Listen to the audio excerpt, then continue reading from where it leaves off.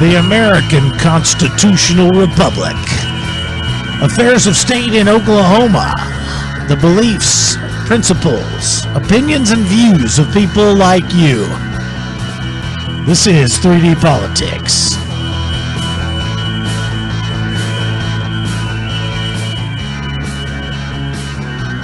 Guess what? Featuring me, your verbal Viking, Tommy McKay, comedian, political humorist, father of five, former Tulsa mayoral candidate, and your current verbal Viking.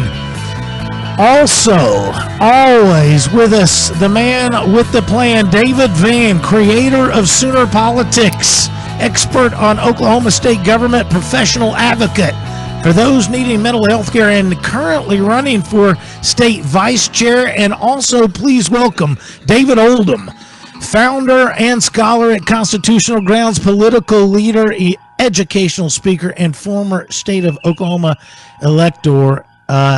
Guys, thanks for joining everybody again. Once again, here we are with 3D Politics. You know, we've got an exciting show, mainly because I've been chomping at the bit to do at least a half hour on the wage gap. I am just sit back. For anybody who does a drinking game and they've got all my idiosyncrasies figured out before I do, trust me. Hold on. Did I say trust me? Listen to this. Trust me. Trust me. Trust me. Sorry, that's Bynum. If I say insane or in crazy, whatever I say, get your drinking game ready, because we're going to talk wage gap hard tonight. Are you going to circle back to anything? I will not circle back. I'll say it again and again is what I'll do. And also, we'll have a constitutional minute, I'm sure, from Oldham tonight. And then David Van has been just running himself ragged like a Pony Express guy, out there all over the place, running for a state GOP vice chair. We're going to hear about that later. Now, you know, last week I brought up well, actually, we talked about Langford and how bad it was that he questioned electors and then didn't. And then I said at the time that what's worse than that is gay sex and pedophilia. And then what's worse than that is Dylan Goforth, who threatens murder. Okay, and it's been a whole week or more. It's been since last summer. Dylan could have responded. The frontier refuses to respond. Okay. Tom, I think Dylan's enjoying right now living rent-free in your head. That's what I think. Well, what's fun is living rent-free in my head as a masochist as I thrash him each week as they illuminate nothing upon journalism, where I show them to betray their very founding as a nonprofit. Yeah. So anyway, and apparently you don't have any pull over there, Van, right? Because you couldn't get zero pull, Van. Yeah. I think they owe you a publicity, promotional fee for keeping on mentioning them. There is Here's what I know. Bad press. Well, wait, press? Is that what they think they're getting from me? Oh my God, are you kidding me? Let me tell my wife. Who was it said there's no such thing as bad publicity? I think it was my grandfather. Okay, there you go. But no, I mean, the frontier is like any bad incumbent. You know, G.T. Bynum didn't respond. Langford won't respond. Anybody who really cares will respond. But they're not going to respond. They think I'm just out for a little promo. But what I know, and we've seen, if cancel culture continues, Dylan Goforth will be brought down in the future, not by me, but by his own damn tweet. You can't go around threatening murder. It's worse than pedophilia. It's worse than gay sex. And it's worse than challenging electors in a presidential election. So anyway, we're going to get into the wage gap. But before we do, gentlemen, we always like to humanize ourselves. And remember, Oldham, it's more important that it's interesting than true. But so tell us, you know me, I had a horrible dream the other day where all of the sports became round ball sports and there were no oval sports. But what do you say, Van? Here's to the Titan train, and if you don't know what the Titan train is, you haven't been in Tulsa long enough. Sure. The you Titan. Fill them in. Go ahead. Go ahead. Well, Oh God, no. Oral I don't do Roberts trades. decided way back in the 60s that he wanted a basketball program at the university. And he said that it was a way of witnessing to the world because they all opened the sports pages.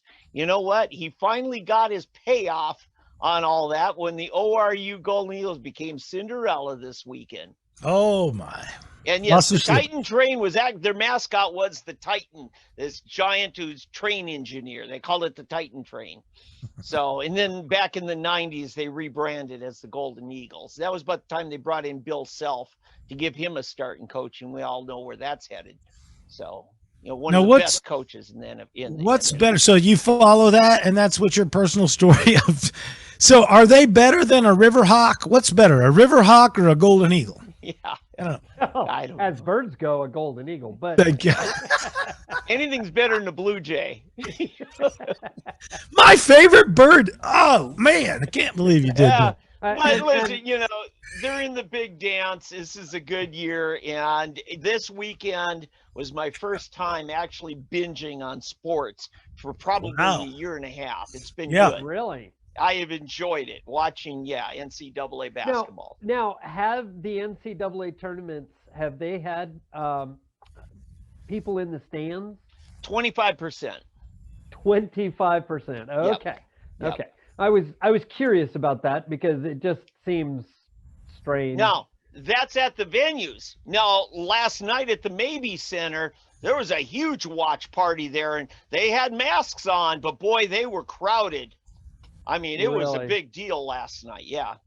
So, 25%. Maybe we could just get a bunch of low IQ people in there and fill the place up. Yeah. That way.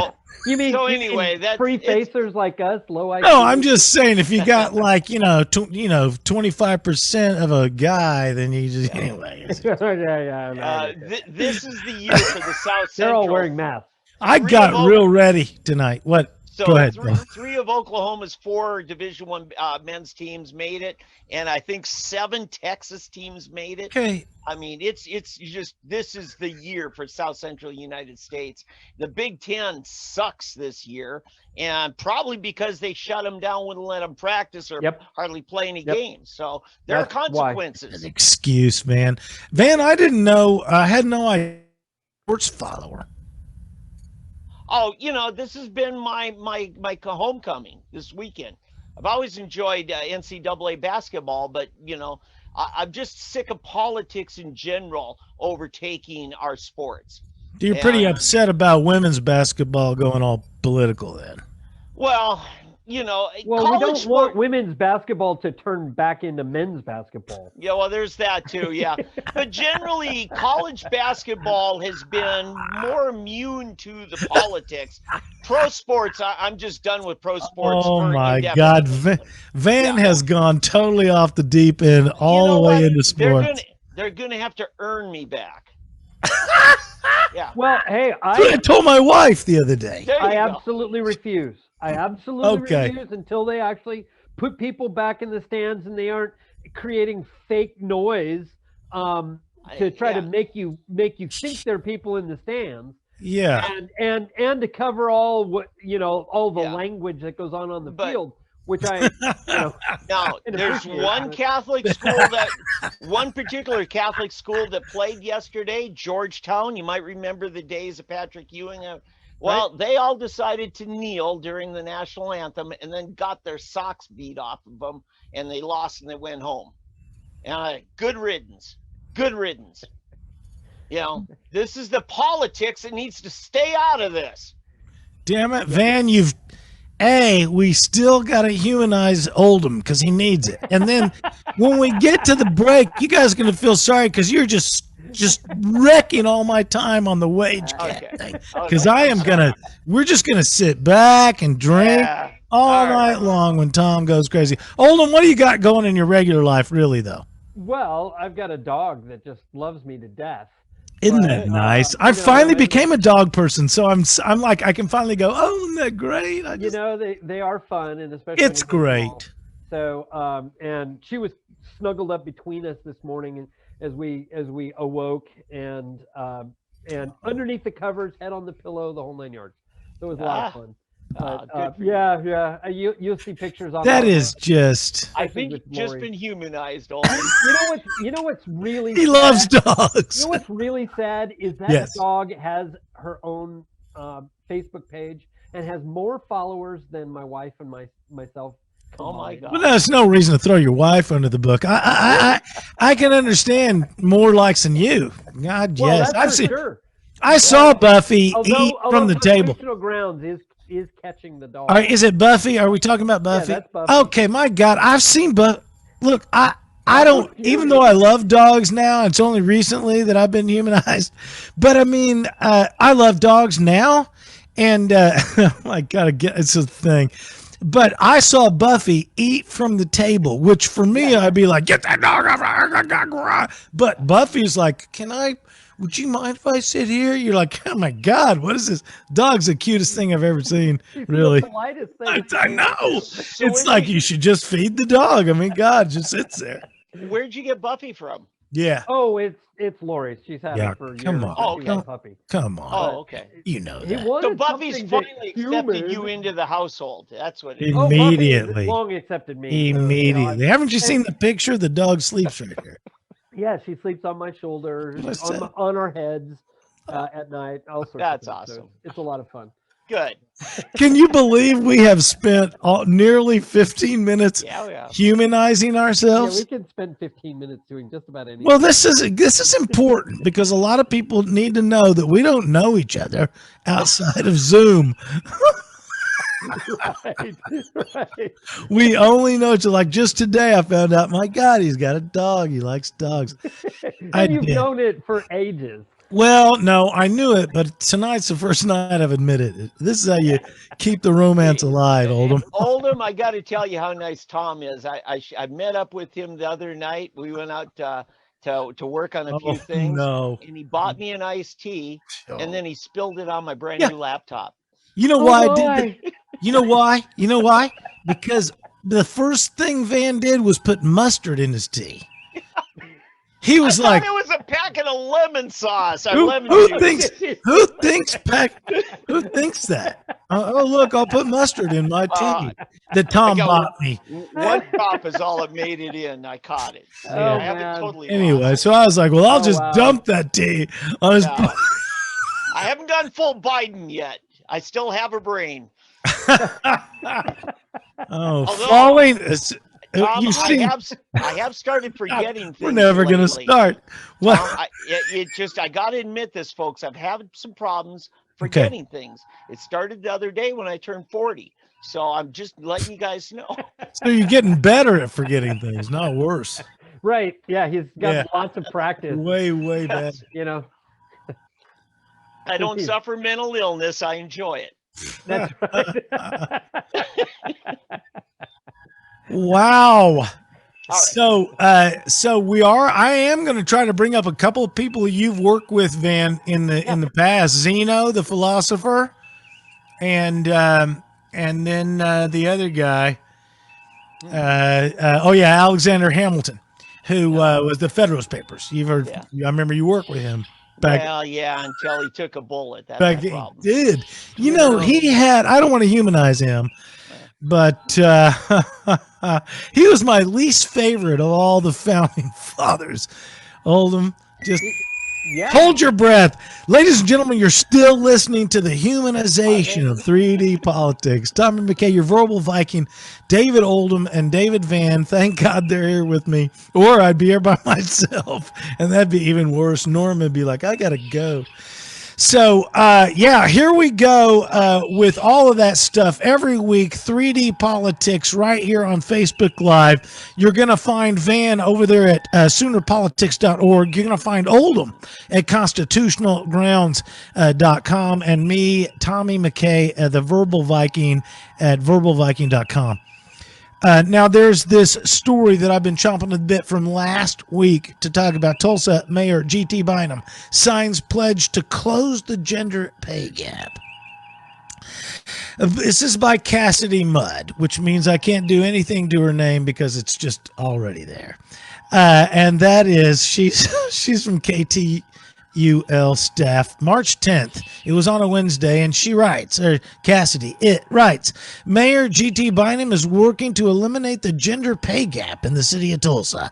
Bynum, along with the Mayor's Commission on the Status of Women, launched the Tulsa Pay Equity Pledge Wednesday morning. That was March 10th, 2021. It's a voluntary, employer-led initiative to ensure equal pay for Tulsa's workforce.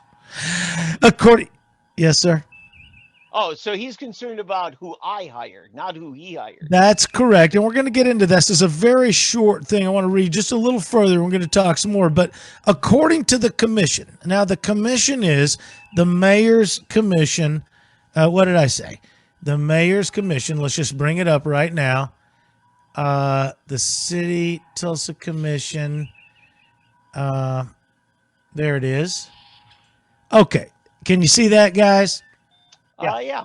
This is the Mayor's Commission on the Status of Women. Oh, there that's they are. a sexist thing. Where is their gender equity or their You know, sexual equity? Isn't it amazing? I was going to mention No men one in of. there.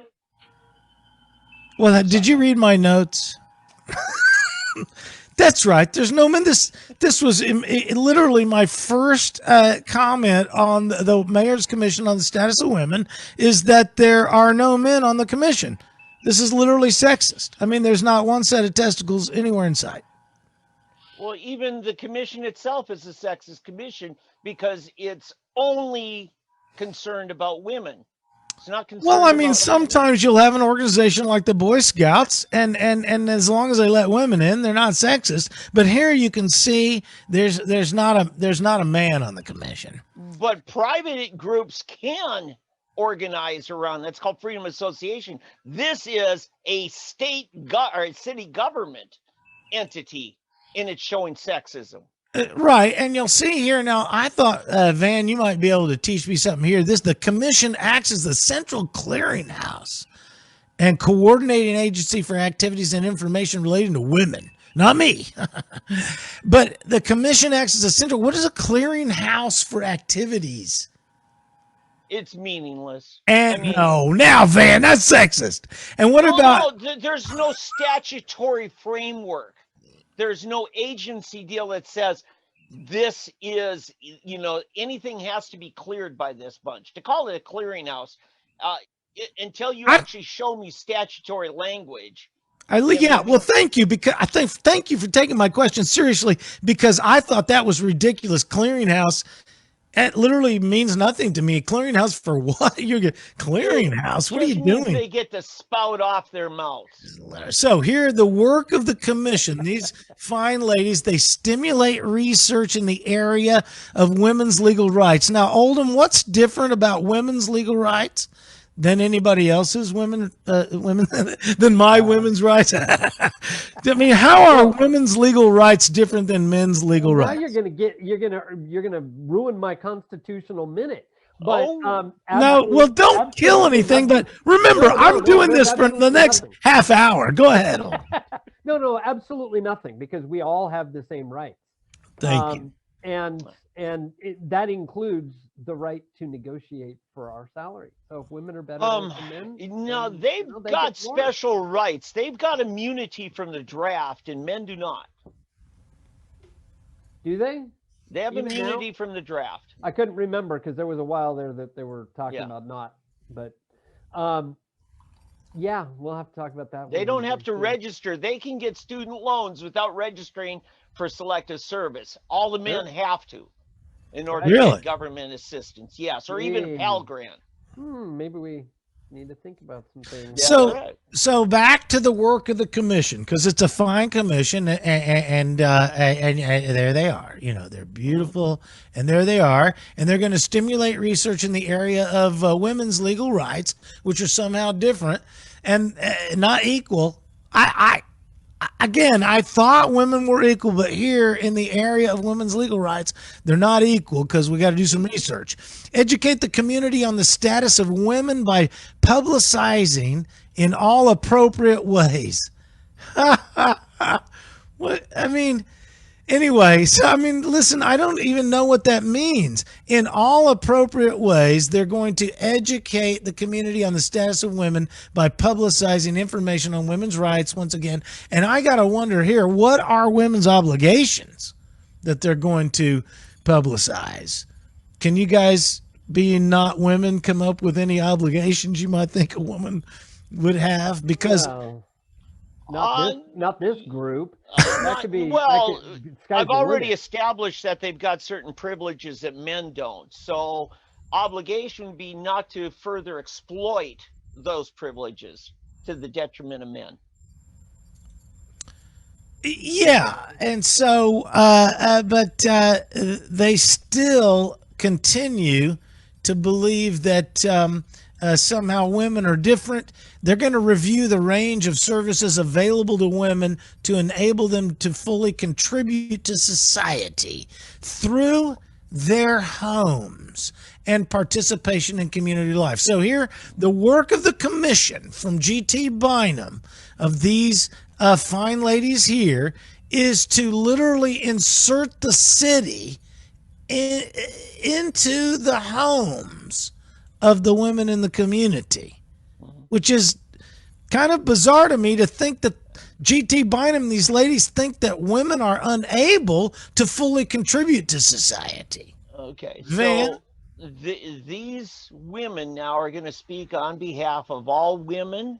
That includes my wife, your wives, my daughter, everybody's daughter. Right. They're going to determine what's in their best interest. So these are important women, evidently, because they are endowed with the power to for social architecture further in our town. I just want to know if any actual city money is being spent on this agency's work. Well. So we'll move on here because we're all bored.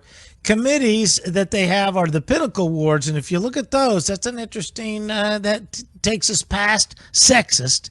There's all sorts of legislation and health and women in business. And now back to this Cassidy Mudd article, because the pay equity feature here is the article that Cassidy Mudd was, and she says, and this is from Cassidy Mudd, KTUL, March 10th, 2021, referring to this commission that we were just looking at. According to the commission, women in Tulsa County workforce participate at the rate of 73.8% and make up 51.2% of the population. Now, it took me about 8 rereads to figure that out. To help you get there faster, 51.2% of the population is your standard science on any male-female human population. Basically, there's about half men, half women, and women make up a little bit more than half of the human population. So the idea that 51.2% of the population is made up of women in Tulsa County is literally just, the norm. The norm. Oh, thank you, Oldham. The norm is what they call that. Right. Tom, all right, Van. I think one of the important things that might be worth taking some time is to do a little research on these people named to this. Because I want to tell you, Mary Fallon, about 8 years ago, formed a similar commission statewide. And one of her choices from Tulsa County was one Nancy Rothman. Nancy, who I worked with in the Republican Party, who lied specifically on a committee I was at where we voted down any proposal to support abortion, and she gave the report that we supported abortion rights. Nancy, who Michael Bates in Bates Line has a great article about how she was sanctioned by the courts because she's embroiled in a divorce custody matter. And she took one of her clients and hired him, paid and offered him money to plant pornography in her ex-husband's or estranged husband's home while they were fighting over custody of their daughter. Fortunately, that man who was offered this went to the prosecutors. I don't know why she wasn't disbarred. Several attorneys are upset, but this is the kind of character of women we sometimes get on these committees. Well, okay. I mean, sometimes that may be true. What I know that the Commission for Women is perpetuating the stigma of women's inequality. Yeah. They continue to go on and on about how women can't make it, and we're gonna have to have somebody else help them. In fact, it's a very paternalistic attitude that the Women's Commission has about women's ability to contract for their own wage and labor. Yeah. They think there needs to be a daddy to come in and say, oh, now my daughter's worth more than that because she's got a vulva and a uterus, and you're just going to have to pay her for her means of production that we co-own. Yeah. So according to the commission, women in Tulsa County workforce participate at the rate of 73.8%. Now, this is the kind, math is hard, ladies. Math is very hard. Tulsa County workforce. Tulsa County workforce. They're talking about women in the Tulsa County workforce. Define that, okay? Yeah. And then it says percentage of women in the county. And that's like 51% of, that's okay. That's norm, as Oldham said. Then work participation rate, 73.8%. What does that mean? Nearly three-quarters of the women in the county are working. Who can work are working. Yeah, but are you sure that's what that means, or does that? Well, or does that mean that nowadays you can't take English for English? That's the problem. Well, not only that. That's what the words mean. Is that they have a nearly three-quarters, 73% participation rate. In other words, of people eligible to be working, 73% are. And see, I was thinking what that meant was 73% of the people working in Tulsa County are women. Wait a minute. No. Why is I don't do somehow, numbers. It's hard. Why is it somehow a status that a person has to go put in so many hours a week? What about the privileged who don't have to work, even though they're able-bodied? But let's say people like, I've always wanted my wife to be at home. Why? Because I didn't want to get dependent on two incomes, and she wanted to raise the children and homeschool them and that. Okay, that's a privilege that she enjoys. You know, I'm not making her go out and say, but listen, I wouldn't mind. I mean, I know there's some very competent women. You two men are married to very competent women.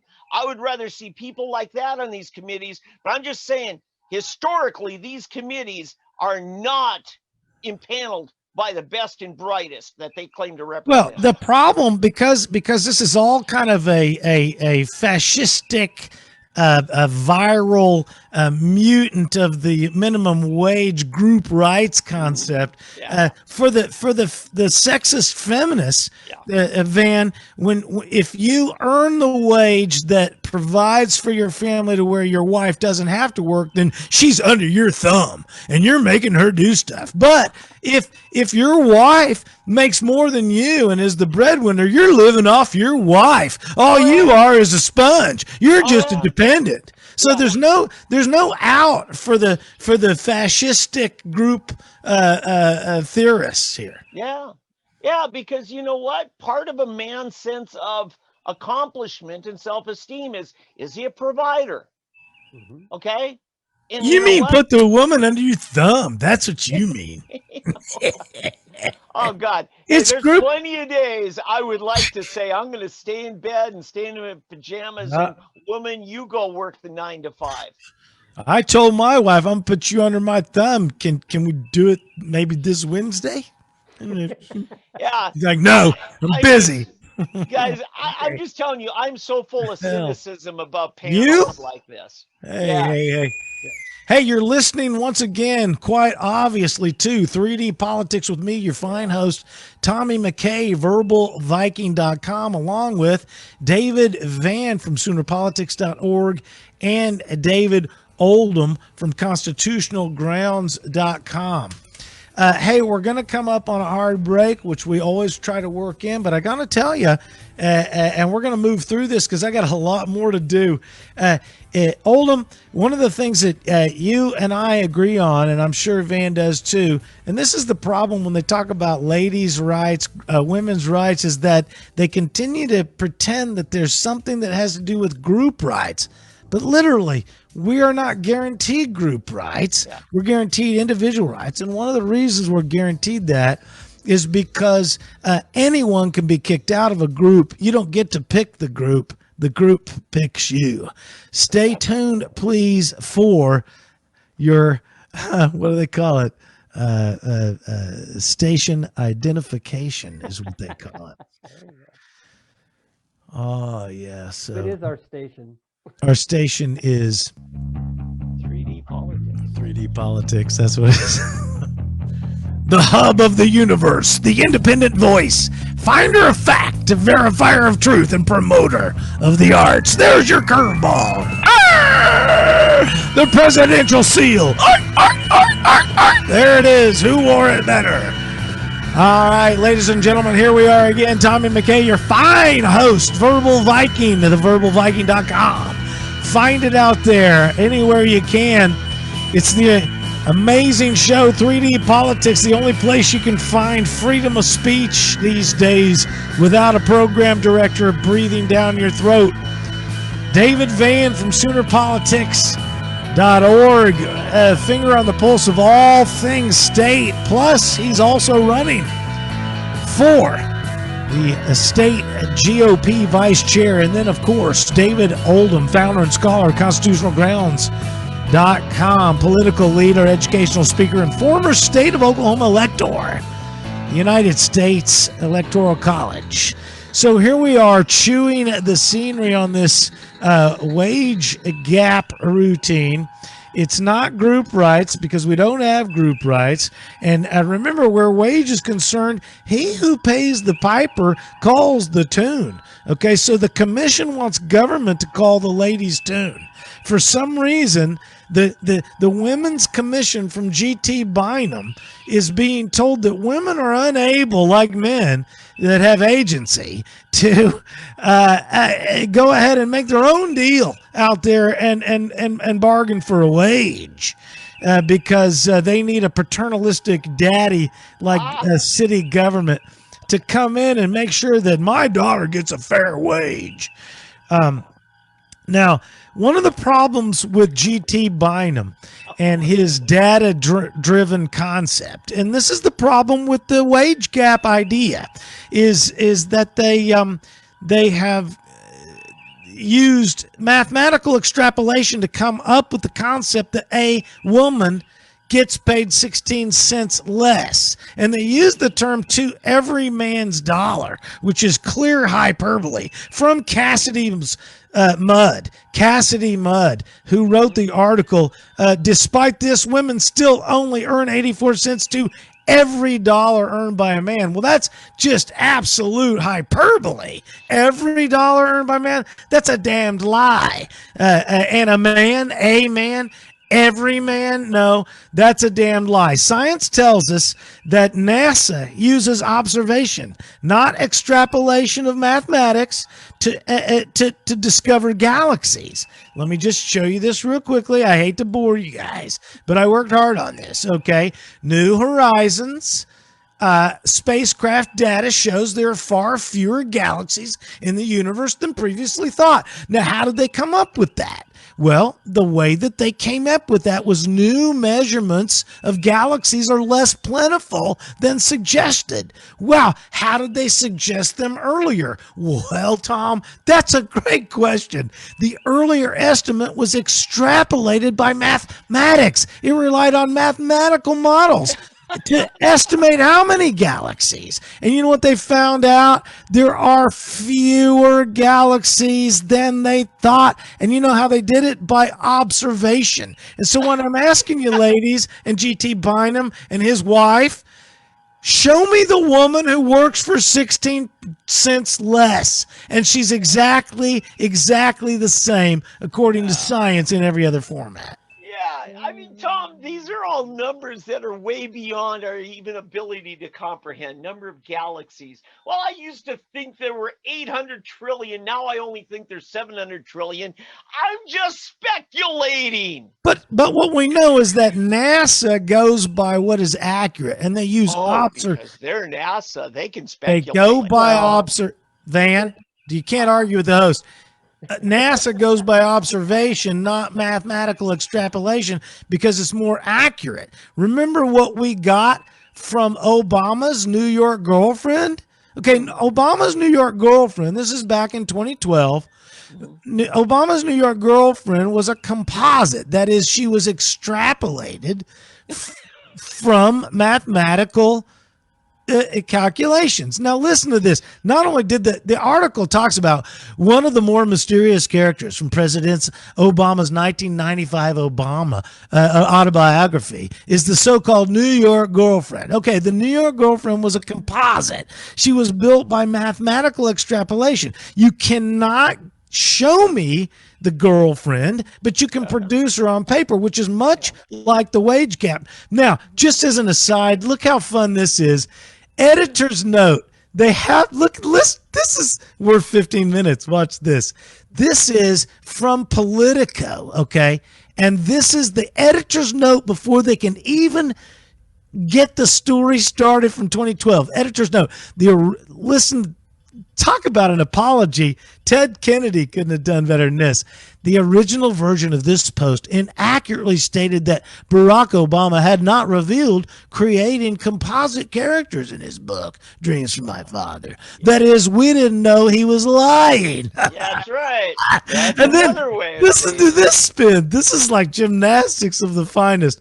An update to the post was added that Obama had acknowledged using the composite characters in a reissue of the book. So Obama called him. Yeah, Obama, here's where an update to the post was added because Obama called him and said, listen, bitches, I did say it in a reissue of the book. Okay. See, not the first one. Then Politico has to go on. When Politico later learned, what if Trump could have said, when I later learned, but no, Politico gets to later learn that Obama had acknowledged in all editions of the book. I'm sorry, this is so good. When Politico later learned that Obama had acknowledged in all editions of his book using composites, the incorrect information was removed from the post and a correction was added stating that Obama had in fact disclosed using composites in the first edition of the book. This is so hard to read because they are upside down trying to make excuses for he lied. We actually reported it, then we took it back, but then we found out we didn't really lie because he didn't lie and we didn't lie. And they said the correction should have been included, that the inaccurate information was removed from the post. Tom, if I get audited by the IRS, my story is going to be I use composite numbers in my filing of my taxes. Or if a nonprofit, you can use double bottom line. Double bottom line, which is like whiteout, It is not extrapolation of models. How we've had COVID scare. That's right. Closed down of businesses and things like that. How we have the global warming, now global weather, climate or whatever change. they're calling it. Climate change. Right. In other words, weather. And because that was all extrapolated, and turned out it was extrapolated as a lie for political purposes. And now we're seeing the same thing. Now, mind you, NASA is doing the same thing. It's especially prevalent at the federal level. And their observations are just to get them new extrapolations. Yeah. Just Correct. like we've seen with COVID, and the CDC does the same thing on safety of whatever. Yeah. It's all just extrapolations because their sample Absolutely. sizes are really, really, really small. And listen, you could use actual, real, factual numbers, and it would still be extrapolation wrong. I'll give you an example. This is simple. This is quick. One day we had a cold front come in, and the temperature dropped 16 degrees in 1 hour. I said, at this rate, life will end on Earth within 3 days. Take cover now, okay? because we were descending at that rate. Absolute zero, right? Yeah, so that's extrapolation based on real data, because I used real data. That's right. I remember Gary Shore back in the day. If it drops 600 degrees out here, we're all going to have a hard time getting home. Hell yeah, we are. Yeah.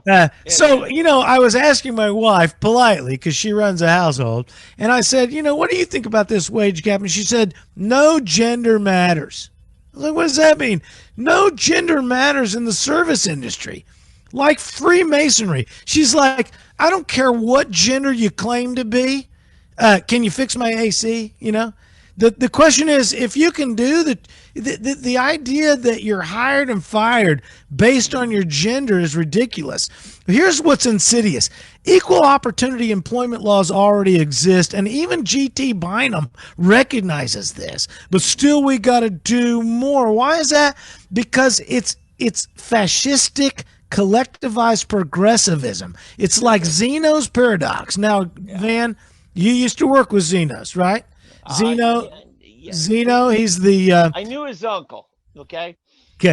Zeno, he's the ancient philosopher, and he's the guy that came up with the idea: before you go from point A to point B, you got to travel halfway there, and before you can get halfway to that, you got to travel halfway there. And as we know, by mathematical, data-driven government, we know that G.T. Bynum can always use data to inflict a progressive, caustic government that never stops moving us. You see, he can always caustically say it's never equal enough.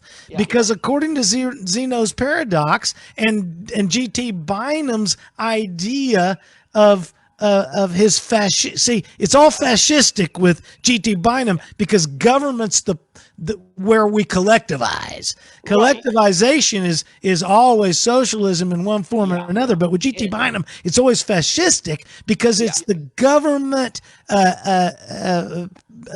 paternalism. Go ahead, Van. Because remember, the axiom that politics are always downstream from culture. This is G.T. Bynum trying to change culture.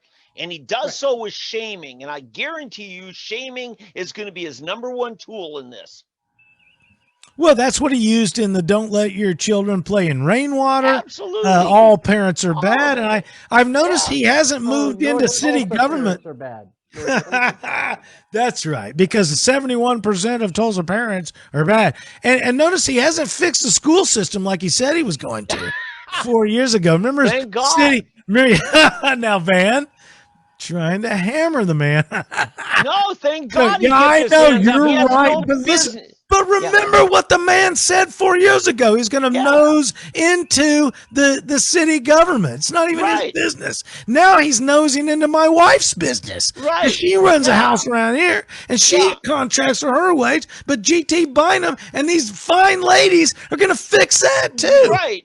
All I'm saying is anybody who understands constitutional separation of powers knows that G.T. Bynum has no input over our independent school districts. And I knew it. As he should. And why in the hell is G.T. Bynum 4 years ago claiming he's going to fix the schools? Because to get elected, he needed to make a claim. Okay, so what was going on 4 years ago? The teachers were in ascendance. There was all this big push for new taxes, all for them. It was all about the teachers. Yeah. And the guy is smart marketer. And so he took that. A panderer is what you call it. Yeah. I mean, Oldham, he's a panderer. Yeah. Oh, yes. Oh, but that's smart marketing, right? That's short term, correct. Short term. I was just today talking to several of our mental health policy leaders in the state, and I said there is not a single politician in Oklahoma City that I have any confidence in that will change anything on mental health. But they'll all run on it to look compassionate, and they're not going to do a thing. Period. No, they run to get elected. And that's about it. So there are already, again, the reason I bring up the things that are already there, like the equal opportunity employment laws and the HR departments that are already there, is to understand that the wage gap theory is simply a viral mutation of the minimum wage concept. It's all fascistic where Bynum is concerned. Once again, you hear the intercom whistle to let you know that you're listening to the 3D Politics every Monday night from 7 p.m.-ish with David Van, Soonerpolitics.org, David Oldham, ConstitutionalGrounds.com, and me, Tommy McKay, your Verbal Viking, verbalviking.com. There are HR departments that have standard salaries and ratings, experience, tenure, and ranks, and wages are not arbitrary minimum and maximums. They are based on business models. You don't just walk in and say, I have a uterus, how much do you pay? Furthermore, wage has to do with assessment of risk. Okay, assessment of risk equals wage. Why does GT Bynum want to get in between my wife's ability to contract for her own labor? See, he wants to. Yes, sir. No, that's a good question, and that is the very reason that this commission exists. Ultimately, let's face it. What it is to find excuse and convince the public that there is excuse for government to be inserted into where they are not allowed, and that is the contractual agreements between individuals. You are correct, my friend. Dictate that. So they probably even say it in their goals. Look at this. Here's the pay equity leaders according to the commission. These fine ladies, which. And so, look, you can pay equity, and they discussed it. This is where Cassidy Mudd got her information. What does pay equity means? Compensating employees the same when they perform the same or similar job duties. Yeah. Okay. Go ahead, Van. Yeah, Tom. The number one impacting difference between men and women in the workforce is men tend to stay in the workforce uninterrupted. Women enter and exit the workforces because they do prioritize family needs, which sometimes means, hey, let's take a break, or they're able to get by on one income and the couple decides to do it this way. What this panel's wanting to do is say, no, I can enter and exit all I want, and I get to just pick up where I left off. And that's not the way business runs. We reward consistency. Yeah, the idea that females are paid according to the uterus or not uterus leaves out the idea that wage is not just an arbitrary number picked by the people who pay. Wage is based on what the product will support or service will support in the market.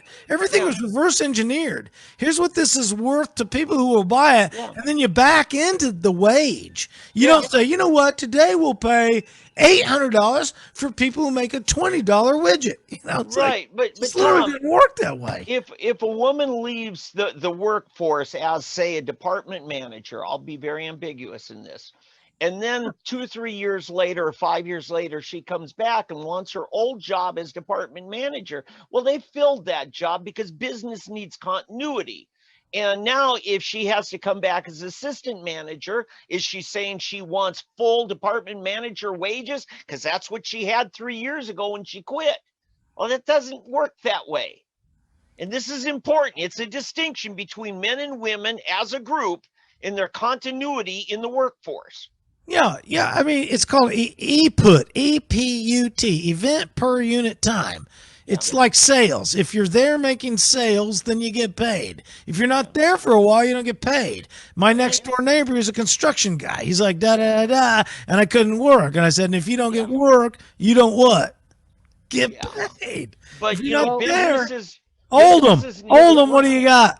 Well, let's also understand, because again, not only is the government trying to insert itself, but what they're going to accomplish from this, and it all comes down to marketing and selling the idea, but is a deprivation both the employer and the contractee, the worker, to contract their own wage, more or less as the market would bear. They're trying to do that, and what it does, it is again effectively sets up a bill of attainder. JT is going to try to do it at the state level or at the city level, and he's going to try to impose it on businesses to force them to agree to some that they have violated something that they've never done, and that they've just made the best deal they could from whomever. Maybe they, who knows whether there's women involved or not, or what. Or how they come up with the numbers. None of that is going to be clear. It's going to be clear as mud for the very reason, Cassidy. For the very reason, Cassidy, that they are using somebody like Cassidy as a pawn, if she isn't complicit in the whole thing, to sell this idea that the government has a place beyond just the mere protection of individual rights. Right. And remember, thank you, Oldham, and GT Bynum's comments can only be pointed at the lowest level of industry and business. Look how they use the pay equity leaders. This is again from the Mayor's Commission on the Status of Women, which sounds like stalking to me. I'm telling you, if I was like, yeah, I do a thing where I've got a status of women, they're like, damn, I got binders filled with the status of women. Anyway, Tom? No, not yet. Okay, go back to that picture Not when yet. you're done with your point.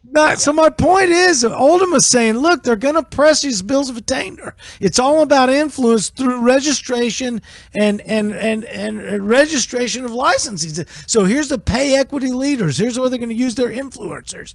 The city of Tulsa. Well, that's not a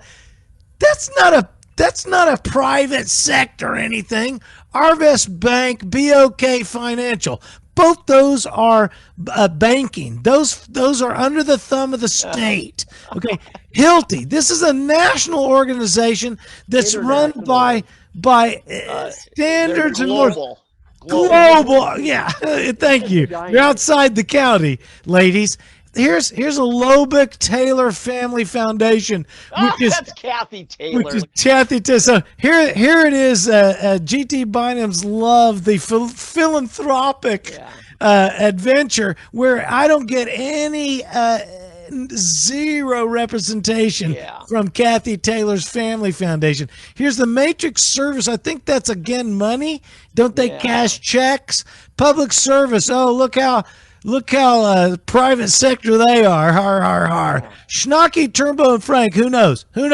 That's a big law firm. So they got lawyers to back up the bullshit. Yeah. Seltzer, Schaefer Architects. There's guys that want to build stuff. TTCU. Basically, 95% credit unions are like the schools run by women. Tulsa County. That is not private sector. Tulsa International Airport. They're not private. Okay. Tulsa Regional Chamber. Private? No, thank you. Playhard LLC. What's that? It's an LLC. And plus, all we know is ain't nobody paying the price because it's an LLC.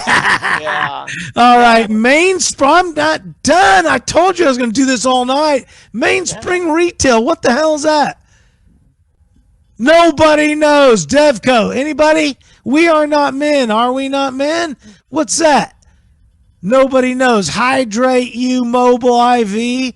God knows I'm thirsty. It's a medical service. Sure it is. And if you die, Tulsa cares. Trust me. Consumer Affairs. All right. No, you guys are really nice. I can tell you something about. My son is in management at Consumer Affairs. You met my son. All right, my you're oldest in trouble. son. All right.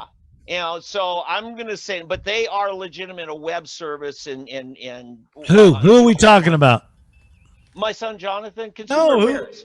Consumer Affairs. All right. Yeah, and I'd ask you to leave that up because I want to go back to the picture. All right, go back to the picture. You want me to? Yeah, just that picture. And while you're bringing it up, I'm going to say, remember what we were told by Ken Reddick. The power of the mayor is to appoint people to boards and commissions. I thought that was me. Reddick. Well, I think I was interviewing. I was the guy who said they don't fear me because I have a lack of experience. They fear me because I can appoint people to this. Right. Good point. You brought it up the night we were interviewing Ken Reddick, and that's why, So let me also, just because you mentioned it, and I was ready, here are the commissions and authorities and it's that are and let me just say there are 175 of them. Okay, and then when I ran for mayor, they didn't fear me because I didn't have experience in running government. They feared me, and they feared Reddick, and they fear any newcomer like Trump because he can appoint people to these commissions. Animal welfare, animal. Look at this. Board of Adjustment, city, contractors. You get down here to, the IMSA people. Oh, look at this. Housing. Who's got a lot of property to sell? GT buying them. Woo-hoo-hoo! Yahoo! And we're going to control the Indian nation because why? The GERT edition. Yahoo! Here we go. Transit Authority. Whee! Regional. Stormwater. You know how expensive it is to get stormwater. Oh my God. The Tulsa City Council runs everything. And then, oh my God. And the Tulsa Performing Arts Center, they got to have what they got to have. And we do it for the children. Yeah. It's fascism. These are businesses, many of them, who do a lot of their business in partnership with government. That first list that you went through. So, and again, another guy you work with, Alexander Hamilton. You knew him or his... I think he worked with his secretary. Aaron Burr, the jerk, shot him, killed him. Well, he had it coming. I wasn't there that day. Alexander Hamilton. I can't believe you keep bringing this up. Alexander Hamilton, my least favorite founding father. Yeah. So you stick by me, Oldham. He knew a lot of stuff about stuff, but Aaron Burr didn't like him much either. Well, he picked a fight with Burr, who was the finest shot in the land. He wanted to duel with Burr because Hamilton had a desire to die as a warrior for his country, but he was a weak, little sickly man, and he never could fight in an army. They just sent him to make cookies. And so he never could die in battle for his country, and he always wanted to. So finally he picked a fight with Aaron Burr, the finest duelist in the land, and then Burr picked him off. Because Hamilton was asking for it. You know what? And this brings up a point. Hamilton was a bright guy. Yeah. I did? Yes. I brought up a point? Yes. Fantastic. Well, you set me up. This is T-ball, and I'm going to swing, okay? Hamilton was a pretty bright guy. He was a smart guy. The difference is his philosophy for what government should look like was much different. And I'm going to make this point. I think Oldham's going to be my amen corner on that. Let's see. What's more important than your intelligence is your philosophy of the role of government. Your world. Oh, absolutely.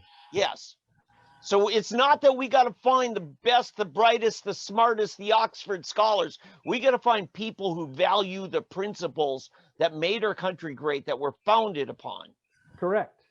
It's the philosophy that gets people into trouble. Having the wrong philosophy. Yeah. Trump's problem was he wasn't a constitutionalist. He was a populist. Yeah. That's correct. And all too much of popular opinion is illegal. Yeah. Sometimes you're right. Sometimes you're wrong. But wrong choice of words. It's lawless. Yeah, lawless. And so when you want to get the vote, what do you have to do? You have to promote lawlessness. Yeah. And that's not Trump necessarily. This is just in general, politics in general, the nature of politics. So rather than correcting the populace, you've got these leaders who promote lawlessness because it's going to get them more elected. Yeah. I was in a meeting with Amanda Teagarden, and she pointed out something I thought was brilliant. She said, when we were talking about who's running for legislature, she said, physicians have historically made horrible legislators. Yeah.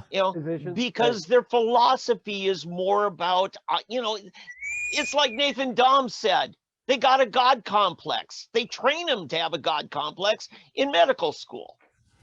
And, when you got a God complex, you become an urban yin. And what happened to him? He was, we ran him out because he's taken away our rights. Well, he's trying to anyway. Oh, that's beautiful. We're going to reset again, gentlemen, because we've got more to go. And plus, you two guys also have one or two things to say besides whatever I'm talking about. Every Monday here at 3D Politics Live. I'm your fine host, Tommy McKay, your Verbal Viking. Find me at verbalviking.com. And we are going to reset. Take yourself out, guys. Here we go. We're going to reset for the top. Okay. Ready? That's right. Every Monday night, 3D Politics Live with David Oldham, David Van, and Tommy McKay. We're going to reset at the top here. And it goes something like this.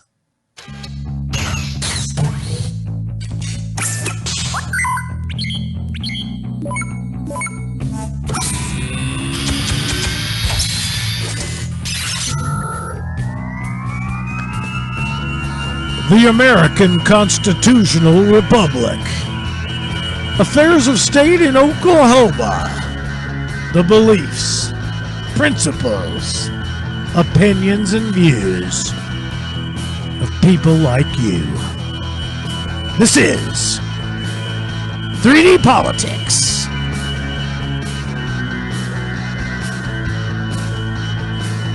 Oh yeah, kiddies, here we are again with me, your fine host, comedian, political humorist, father of five, and former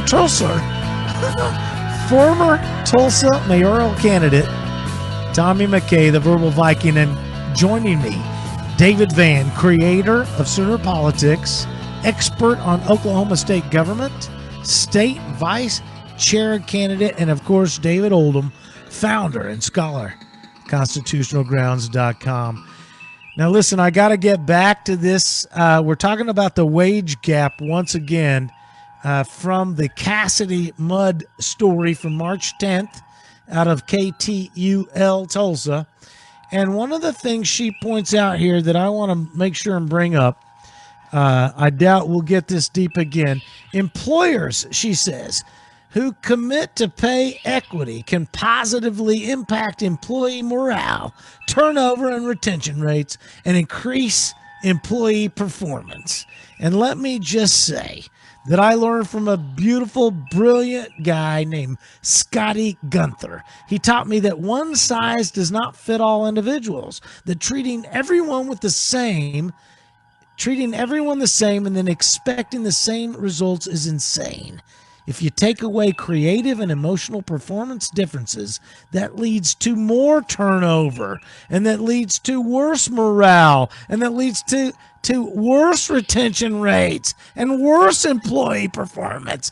Everything the ladies want to do is 180 degrees out of phase with reality. Instead of, like the founding fathers, looking at reality and reflecting that and building a system that is working on what is real, like libertarians, the ladies come together and say, but the world shouldn't be the way it is. And if we only had global control over everything, we could make everything perfect. The problem here is the ladies want to judge everything on how much of a woman you are, but they don't test for estrogen levels. The fact is, every man has estrogen. Every woman has a level of estrogen. So if you're going to judge us on how much of a woman we are, we're going to have to do estrogen levels to balance out the wage gap, ladies. Man, what do you got? How do you this follow has that? Been over an hour on this topic. I've got nothing more to say. Oh, really? Well, how about that? I've already dug a hole for myself with a lot of the people. Well, let me just refer. Well, then let me finish it off for you. Now that I've also referenced Scotty Gunther, Alexander Hamilton. He said, "A power over a man's subsistence amounts to power over his will." As G.T. Bynum and the ladies there at the Status for Stalking Women wants to control my wife's ability to contract for her own labor, apparently they want power over my wife's will. And let's not forget, wherever a woman is deprived, men are deprived of the opportunity to give birth. Did you know that? Yeah. Men are deprived of that opportunity, and therefore men are deprived of the experience of the mother's love for their children. Yeah. Then there should be a law that prohibits the government from prohibiting us from having children. But I don't think that law exists. So, I mean, Van, okay. So you said you were done, but I'm not. That's the problem we have here. Go ahead, Van. I just want to say, yes, we should try to achieve equality, but we will never achieve identical treatment, and nor should we. We should never be treated identical because we're not identical. Exactly. We should be treated appropriately to our abilities and gifts that we bring that come naturally to individuals. Yeah. Remember, Hillary Clinton said she wants to support a broad base of programs that will help people get ahead. Yeah. How can you get ahead and also stay equal at the same time? The best way to promote women and men is government get the hell out of the way. Yep.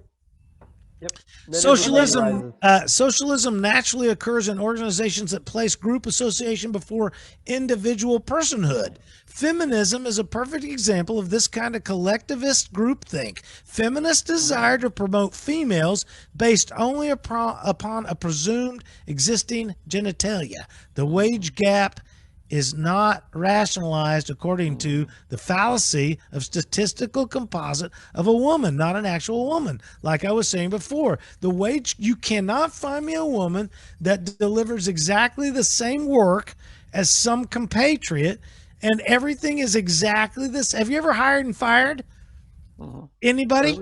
Like, have you done any business where have you ever met any two individuals that deliver exactly everything the same every day except for their gender? Okay, but they don't. That's the fact is. So here's my punchline, and believe me, can you imagine I have more? I got more, but I'm not gonna. Here's the deal. If women are going to take 80% to the man's everything, and wage is a function of responsibility, wouldn't it follow that women can be credited with receiving only 80% of the blame they're entitled to? Like, if they're in trouble and it's all screwed up because they don't make it, isn't it at least, 80? It's more their fault, right? Well, yeah, but some things we definitely. I mean, like female teachers who molest little boys, they get off with probation or that's right. She's too pretty to go to jail. Yeah, but if it's a guy, my God, 10 to 20 years minimum. You can only get the wage gap by skewing the numbers in the aggregate of the data-driven government. Okay, you don't actually know a woman who works for 80% of the going rate. Hillary Clinton didn't get 80% of the wage for being Secretary of State. Ronda Rousey, who wins a fight, doesn't get 80% of the purse. Okay? All corporate jobs are prescribed with minimums and maximums. Salary range has nothing to do with genitalia. What does have to do with genitalia is the porn industry. The vulva is favored. Ladies make up to 4 times the man for the exact same job description. Okay? The wage gap numbers don't figure prostitution or the porn industry. Okay? Right. And here's where it's just totally full of crap. Literally, okay? They do not figure in where women benefit, okay? So the wage gap is a total myth. You can't get there until you use the data-driven aggregate of mathematical extrapolation, which is the problem with G.T. Bynum wanting to run the city according to data-driven mathematical extrapolation. Yeah. This is the problem.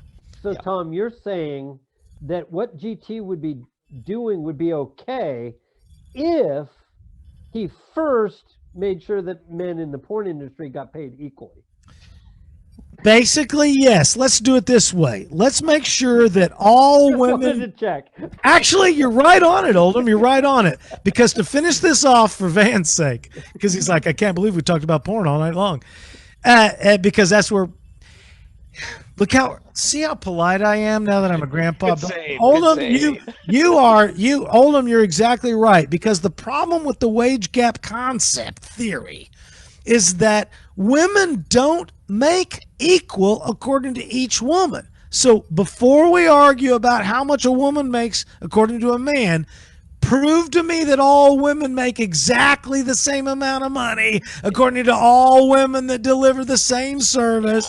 And then when you've got your numbers squared away for the women, then we'll square it away with the men. Yeah. Okay, but until then, don't argue back and forth about every man's dollar. And then when I say, produce me the woman that earns 16 cents less, they say, that's not what we mean. Okay, well, you know, and deprive me of childbirth. Anyway.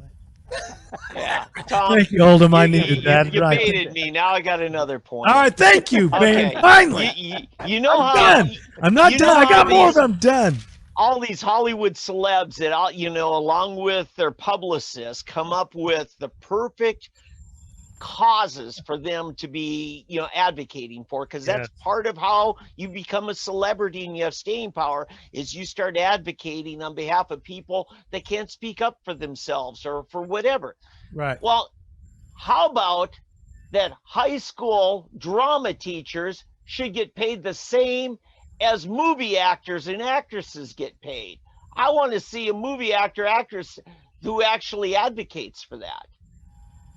They don't. You know why? Because they benefit at the top end because of supply and demand. It's the same reason why the high school baseball coach doesn't get paid as much as A-Rod does. Why? Because of supply and demand. It's the marketplace. Well, yeah, you're getting into creator. If I put on a basketball clinic at the BOK, nobody's showing up. But if Westbrook puts it on, he creates wealth, he gets a higher wage. Yeah. And Tom, when I've hired people, I've hired a lot of people, a chain of stores I used to manage, and I would sometimes get people with incredible resumes. They're overqualified.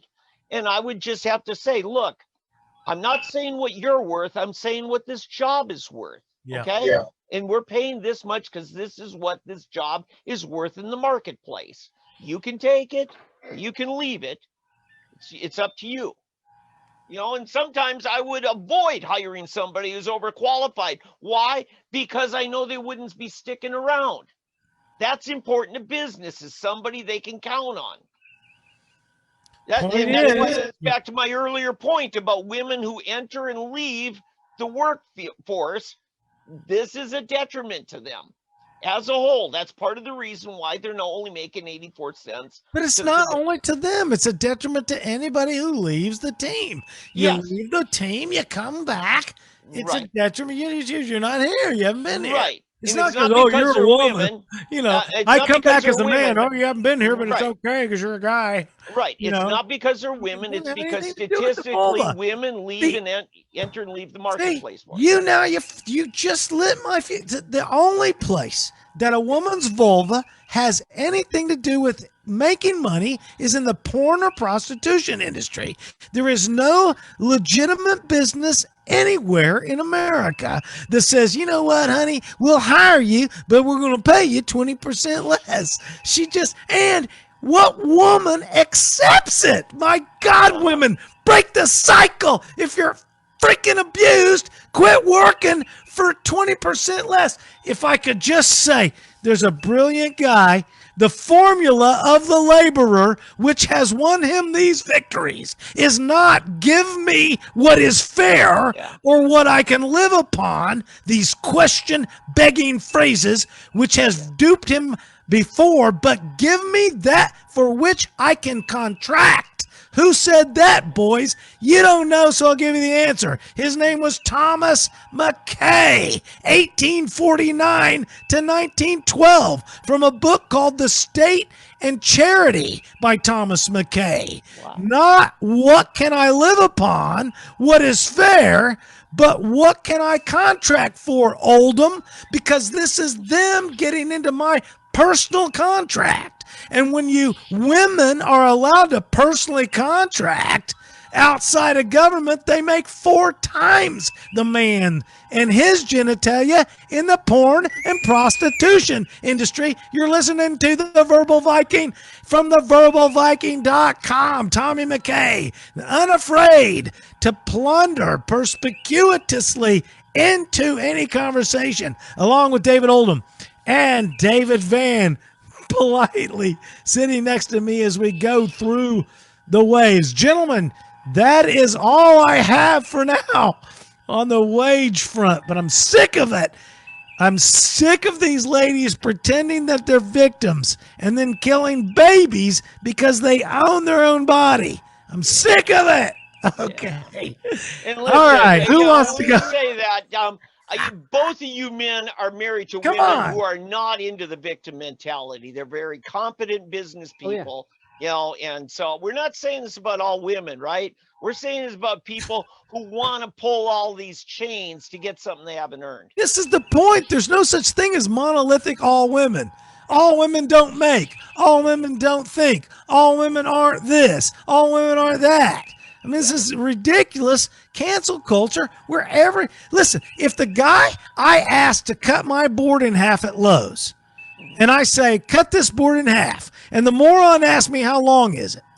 There's a problem. Now, if I cannot hold him accountable for being a moron, who do I hold accountable? Entire institutions and establishments must fall. If we cannot hold an individual responsible, then entire institutions must fall. All of Lowe's comes down. All of their training facilities, all of the public schools comes down. Every institution comes down. If you cannot hold individuals responsible, then you must fail all institutions, especially the public schools that's run primarily by women. My God, it's insane. Van, what's going on at the state level? Well, a couple of things. I just got a call from a senator today. I'd reached out to him. Tell us about it. We had been talking. This is a follow-up on a piece of legislation that's going to totally overhaul medical marijuana. We're going to cap and put a freeze, according to this bill, on new licenses. It's going to turn us into a West Coast model for delivery of medical marijuana. The problem is, all of the testimony we heard on the House floor a couple weeks ago was just gratuitous assertions. No actual sources, no actual quotes, no actual data. And so talking with Senator James Lee Wright of Commerce Committee, he got this bill, I encouraged him. I said, call for an interim study, hold over the bill till next year and do an interim study. I think he likes that. I'm encouraging people to give him a call, tell him, that, hey, we need to actually have evidence that there's a problem before we start destroying whole industries. And here's the other thing. They say, well, we're going to do this so we can get rid of the black market. And Oldham will tell you this. Anything you regulate more, you are fostering black markets for. Not regulating, not proper regulation, prohibiting. So right, you create smuggling. I'm using their speak. They'll call it regulating, but the more regulations, let's call it what it is, because their speak is lies. So let's not use lies to, I was making my point. No, I got you. I hear both of you, and the minute they prohibit, they create smugglers. Yeah. Yes. Yeah. Exactly. And so this bill would actually create a worse problem in the name of killing that problem. We're just going to make more laws against this and get really tougher on it. And people will just say, gee, I guess I don't want black market. I will pay twice what I'm paying now on the legitimate market. Now, mind you, I am all for this bill. Why is that? Want this bill to pass. Why? Because it will finally, maybe, possibly wake people up to the violent and egregious nature of 788 and all prohibition and licensing schemes. Remind people like me who are just out of it all the time. What is 788? Okay, well, 788, remember, was the licensing and the legalization of medical marijuana. State question. Yes, that's why I'm out of it all the time. It was a state question. It was put to the people. And By as the people. I was told today, we voted for it. And I said, we didn't vote for it. Y'all did, but you didn't get a vote on my rights. And this is a further attack on individual rights. Yeah. From every angle, my angle as a prospective seller, my angle as a buyer, my angle as a patient, everything is attacked through prohibition. The very fact that we can't just get whatever we need when we need it from whomever we can get it from is the problem with whatever we have. Okay. Like even in addition, like medical attention. Yeah. Well, case in point. yeah, I mean, we should be able to get it from whomever I'm saying we want, however we want. They control medical attention as well as they do marijuana. Okay. Van, what do you got? No. Case in point, part of the constitutional amendment back in 1818 that brought us prohibition. You mean 1918? Or 1918, I'm sorry. Right. Yeah, these. Dino, you've been around for a while, you outlander. Okay. So, you guys like an outlander. There was actually included in that constitutional language for you to get a prescription for medical liquor. Correct. And it would cost you. In the statute, there was, not in the constitutional. What? Right. Yeah. Provision. But it was right. Okay. So even though we called it medical liquor, it was still prohibition. Right. Okay. So the same thing is true here. We are currently under marijuana prohibition. We have license for medical marijuana. It's still prohibition. Correct. And until prohibition goes away, and 788 is furthering prohibition, and that's why nobody gets a vote on it. Because again, you cannot vote on somebody else's property, namely their rights. You can't vote on their liberty. You can't vote their liberty away. You can't vote their liberty. Nothing. You can't do anything because you Oldham, have no let me get the people up to speed on this to back you up. Right. On this day, 90 years ago, marijuana was fully legal in Oklahoma. Liquor was a federal crime, okay? All we would have to do to restore liberty is just get rid of every statute that we've had prohibiting it and just leave it alone. Don't even mention it. That's what liberty is, right? Correct. And it's the same thing with gambling. The reason you have illegal gambling establishments and you have the mafia involved with that, or cartels or whatever, is because of the prohibition. If it's legal, then what governments place in any of these things is proper regulations. In other words, don't defraud, and then oversee that the tables are level and they're not skewed, and that the dice aren't loaded, and that everybody's paying their debts when they lose. Okay. Now, this is not currently what you're presenting here is in its purest form, liberty. Correct. Right now, given where we're at, it's not yet political palatable to the majority.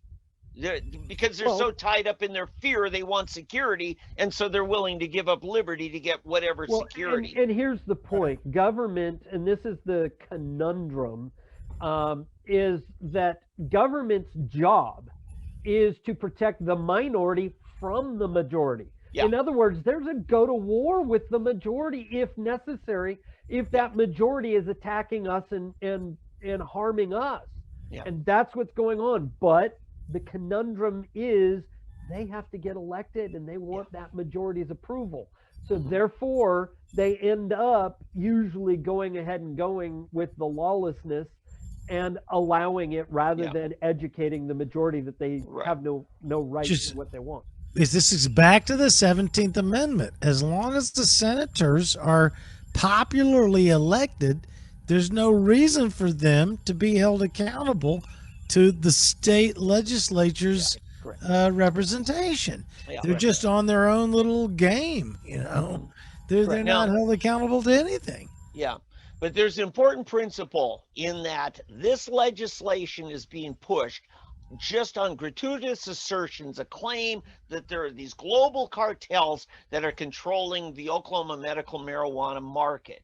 Nothing and there's no evidence. From the truth. Nothing can be further from the truth. But exactly. But it will be here. It will be because as was rightly pointed out by legislators to me. And this is why I had a great conversation with a very respected Senator James Leewright, chairman of the Commerce Committee. And I said, just tell them to put up evidence, to bring testimony. Let's do it in the right way. I said they could have done it last year. They didn't. And I think it's likely we're going to hold over this bill and not act on it, but actually have testimony. The other thing that's going on is the funding mechanisms to actually fund enforcement. Now, again, Oldham, you disagree with this. You don't think there should be enforcement on this. You know, the legislative mindset is if we're going to have rules, we got to have the funding to enforce the rules. And that's kind of where they're going to go. Again, remember, prohibition can have no enforcement because it's illegal itself. Wow. And so that would be a criminal act by everybody in government who first off funds it and then second goes out and does the enforcement and then upholds it in court. Yeah. And so that, yes, I have a problem with, but having proper rules, yes, it needs enforcement. Well, I don't want to see any bill pass through our legislature based on falsehood, lies, and just made up narratives that have no backing. Oh, like 788 in the first place, like prohibition in the first place. See, that's the point. This is you know what? Exactly I was making my point. Hold on, man. Let the man speak. Hold on. What you say? No, he was turning my point into his, and my point has its own standing. Well, I understand where you're coming from, but I want this to go to hell in a handbasket. That's the point. You want the poison pill. I want this to finally wake people up. There is nothing good about prohibition. Nothing. What does okay for you think of the bill? That's actually Chip Paul, and he was on our show. Yeah, but what did he say about it? You guys got the memory. He said this is a violation of a basic understanding he had with the legislature. There were 3 parts in it. You know, you're not going to have the state making up rules about who's qualified. We're going to leave that to doctors. You're not going to put any limits on any licenses. That's going to be marketplace driven. And then thirdly, you're not going to prohibit the patient from being able to grow their own medicine. You know, and it's that so second in other words, point. He's pro prohibition. He's for prohibition.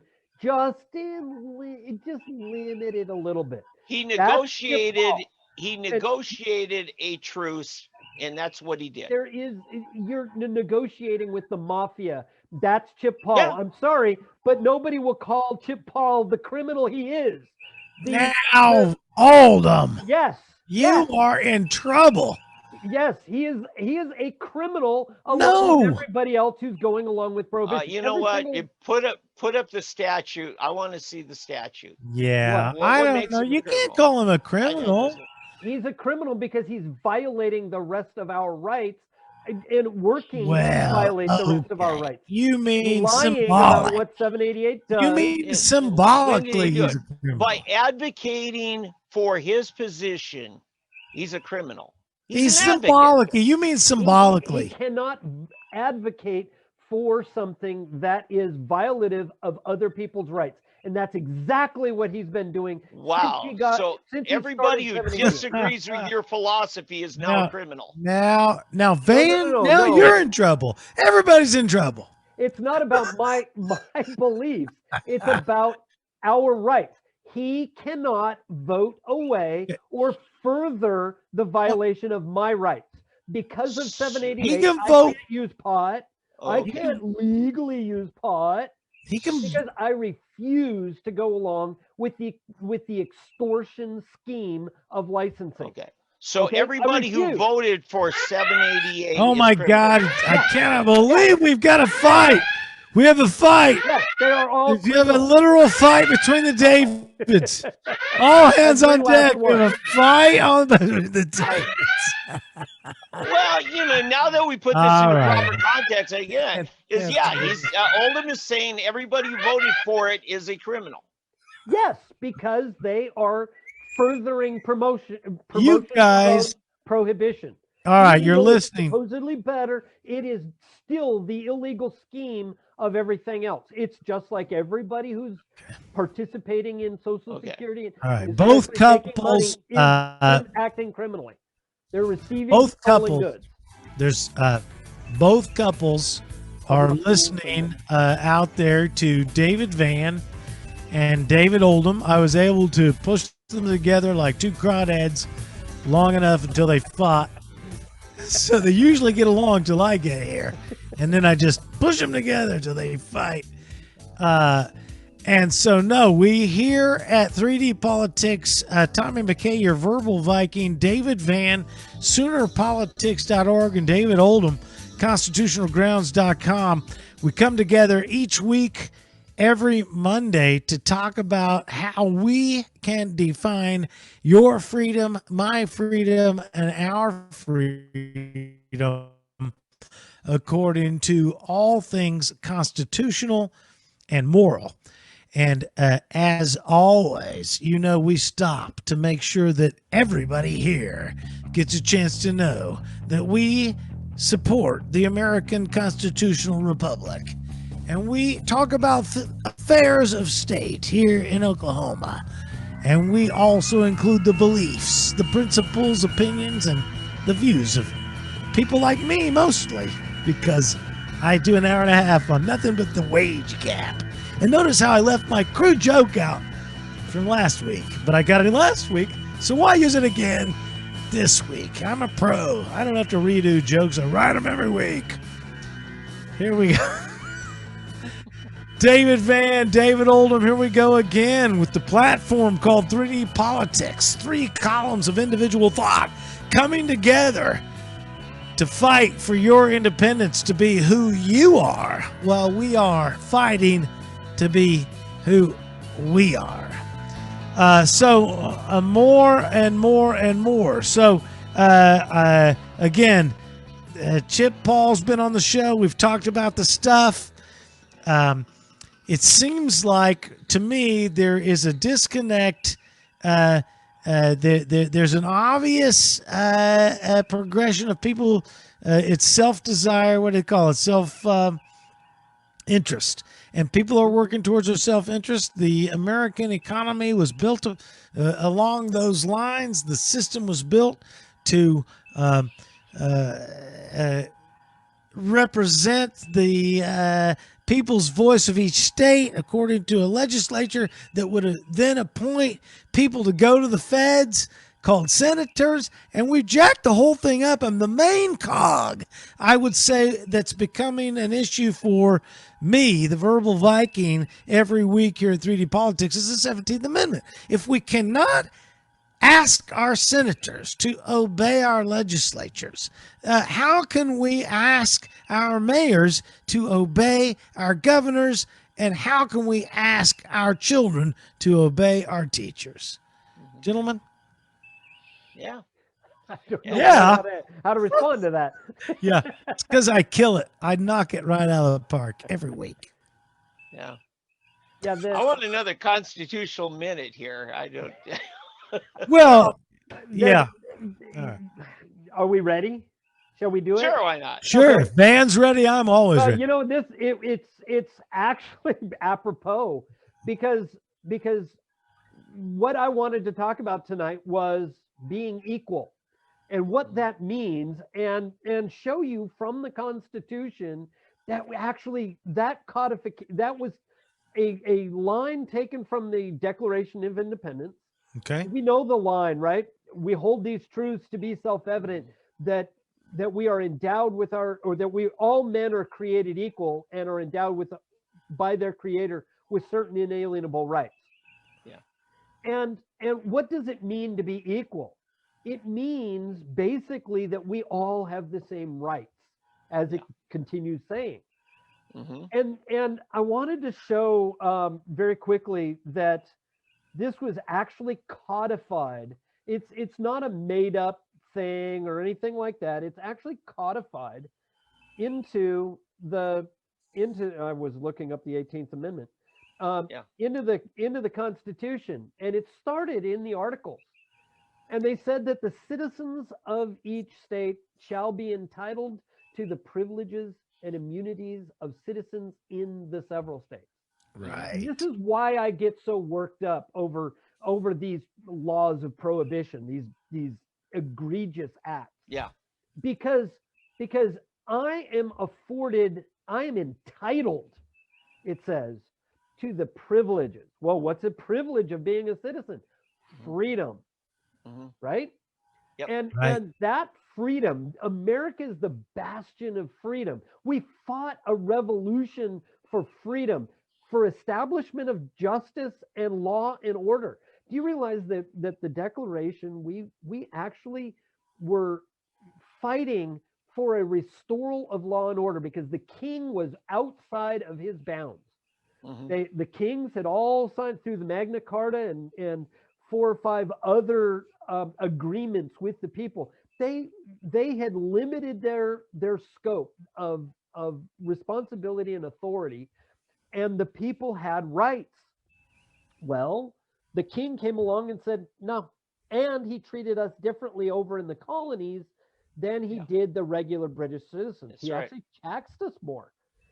And so we weren't being afforded the privileges of all other Britons. Yeah.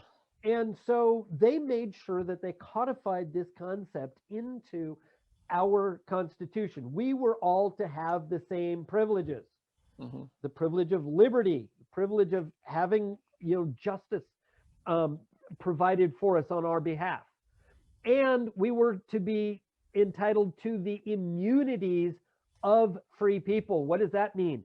That the exercise of our liberty, so long as it doesn't harm other people, is to remain free, and we are not to be punished for the exercise of those liberties. Yeah. Well, what does every single solitary law of prohibition do? It removes that privilege and says, no, you are not free. You are now subject to us. Now, it then goes on, and the federal government and the states, they didn't do a very good job. Reshare if you have to. I killed it because I wanted to look at you. They didn't do a very good job of keeping everything together and really abiding by Article 4. So what happened was, rather than enforce the article, the 14th Amendment came with the Civil War, or right after the Civil War, and what happened was they felt they had to restate what was already in the articles. And what they did was they wrote the 14th Amendment, and you can see here where I've got it highlighted. It says, no state shall make or enforce any law which shall abridge the privileges or immunities of citizens of the United States, nor shall any state deprive any person of life, liberty, or property without due process of law, nor deny to any person within its jurisdiction the equal protection of the laws. In other words, restating the Article 4 and the 5th Amendment. And this is the problem that we have with anything, whether it be a mask mandate, a dictate, or a prohibition, which is another form of a dictate. A wage, a minimum wage dictate. It's the same thing. All right, Van's got a thing. Let's clarify. When these are constitutional amendments, these are things that the people vote on. Sometimes they're demands of the people. And that to say that the federal government came up with this, no, This was done because the federal government was corrupt in not honoring the original Constitution. Well, it was the federal judiciary basically gave the green light, to the states in 1833 to violate people's rights. Yeah. Because they said the Bill of Rights doesn't apply to the states; it only limits the federal government. It was a court case. Yeah. The thing is, it was a lie. It was a lie, like so many court cases and the judgments of the courts. They lie. Okay. Can I apply this to a very recent court ruling I think was foundational? It's called the Tennessee Winery case. Don't know if you followed that, but this was just a few years ago, and as a result, our own Attorney General, Mike Hunter, went to Scott Fetgatter and said, "You've got to change a bunch of these laws on medical marijuana." One of the things was a 2-year waiting period after you become an Oklahoma resident before you can apply to get a license. In the Tennessee Winery case, it was very much the same thing. It was about becoming a licensed winery. Right. And they said, no, you cannot put an added burden on somebody else from another state that your own state doesn't have. And so as soon as people come into your jurisdiction, they have to be treated equally. And putting the 2-year, and we've done this for years in Oklahoma on liquor. We've done it on a lot of things. So I think this is an application. I have to commend our current court here just a few years ago anyway for stepping up on this, because I think it goes to your point. Well, the problem is that they missed the broader point, the bigger point, and that is that the government doesn't have the right to prohibit in the first place. Remember, every law of prohibition, every licensing scheme starts with the law of prohibition. Yeah, I understand. And then extorts back to you your right to then do the very thing that is prohibited. I got that. And that's your point. The point they were arguing, or at least the people who brought the case, were simply saying, in the narrow sense, they said, we should be treated the same as people who've lived in Tennessee for years. Correct. And on that, that ruling was correct. Well, and that's a safe ruling in the sense that it still upholds prohibition, but you know, it's fair. The appearance that now if the plaintiffs are seeking certain relief and they get the relief they came to get, then that was justice done as they requested it.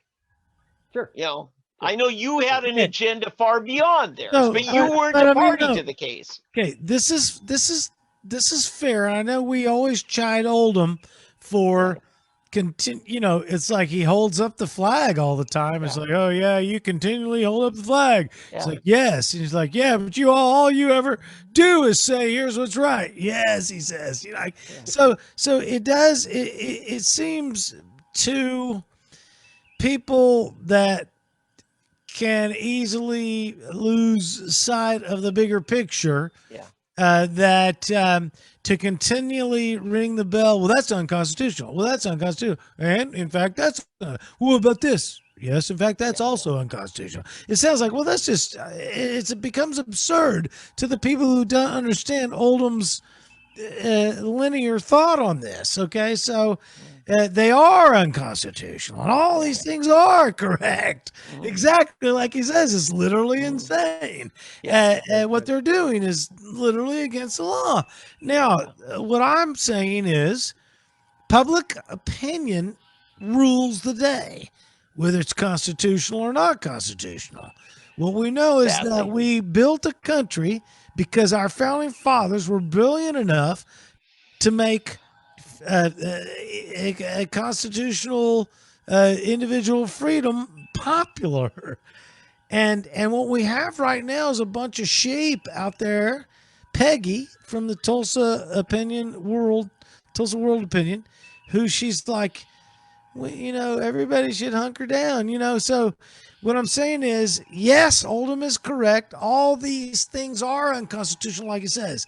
And Van is correct. That is, Oldham, just because it's unconstitutional doesn't mean you saying it's unconstitutional changes a damn thing. And that's where I come in, is that we've got to find an incremental movement between the standard bearer of Oldham's constitutional effect. Just like I cannot tell you how I loved last week, Oldham. I fought with everybody, and you're the only person who said yes. G.T. Bynum should, in some way, shape, or form, acquiesce to the governor's call. The governor said, get off the mask thing. And G.T. Bynum said, not so fast. Yeah. It's like, just eat me, man. Who obeys who around here?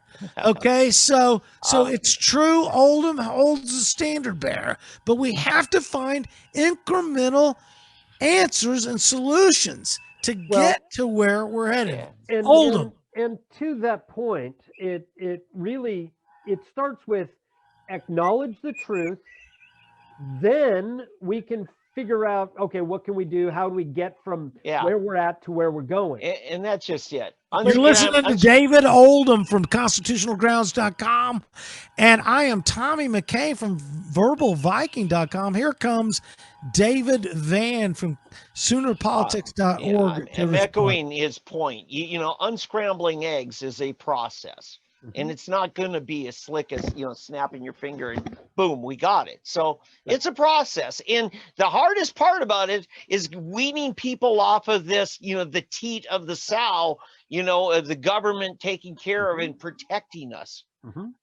Well, but I think the first thing we have to do is we have to resolve in our own hearts and minds what these things really are. We have to call them what they are.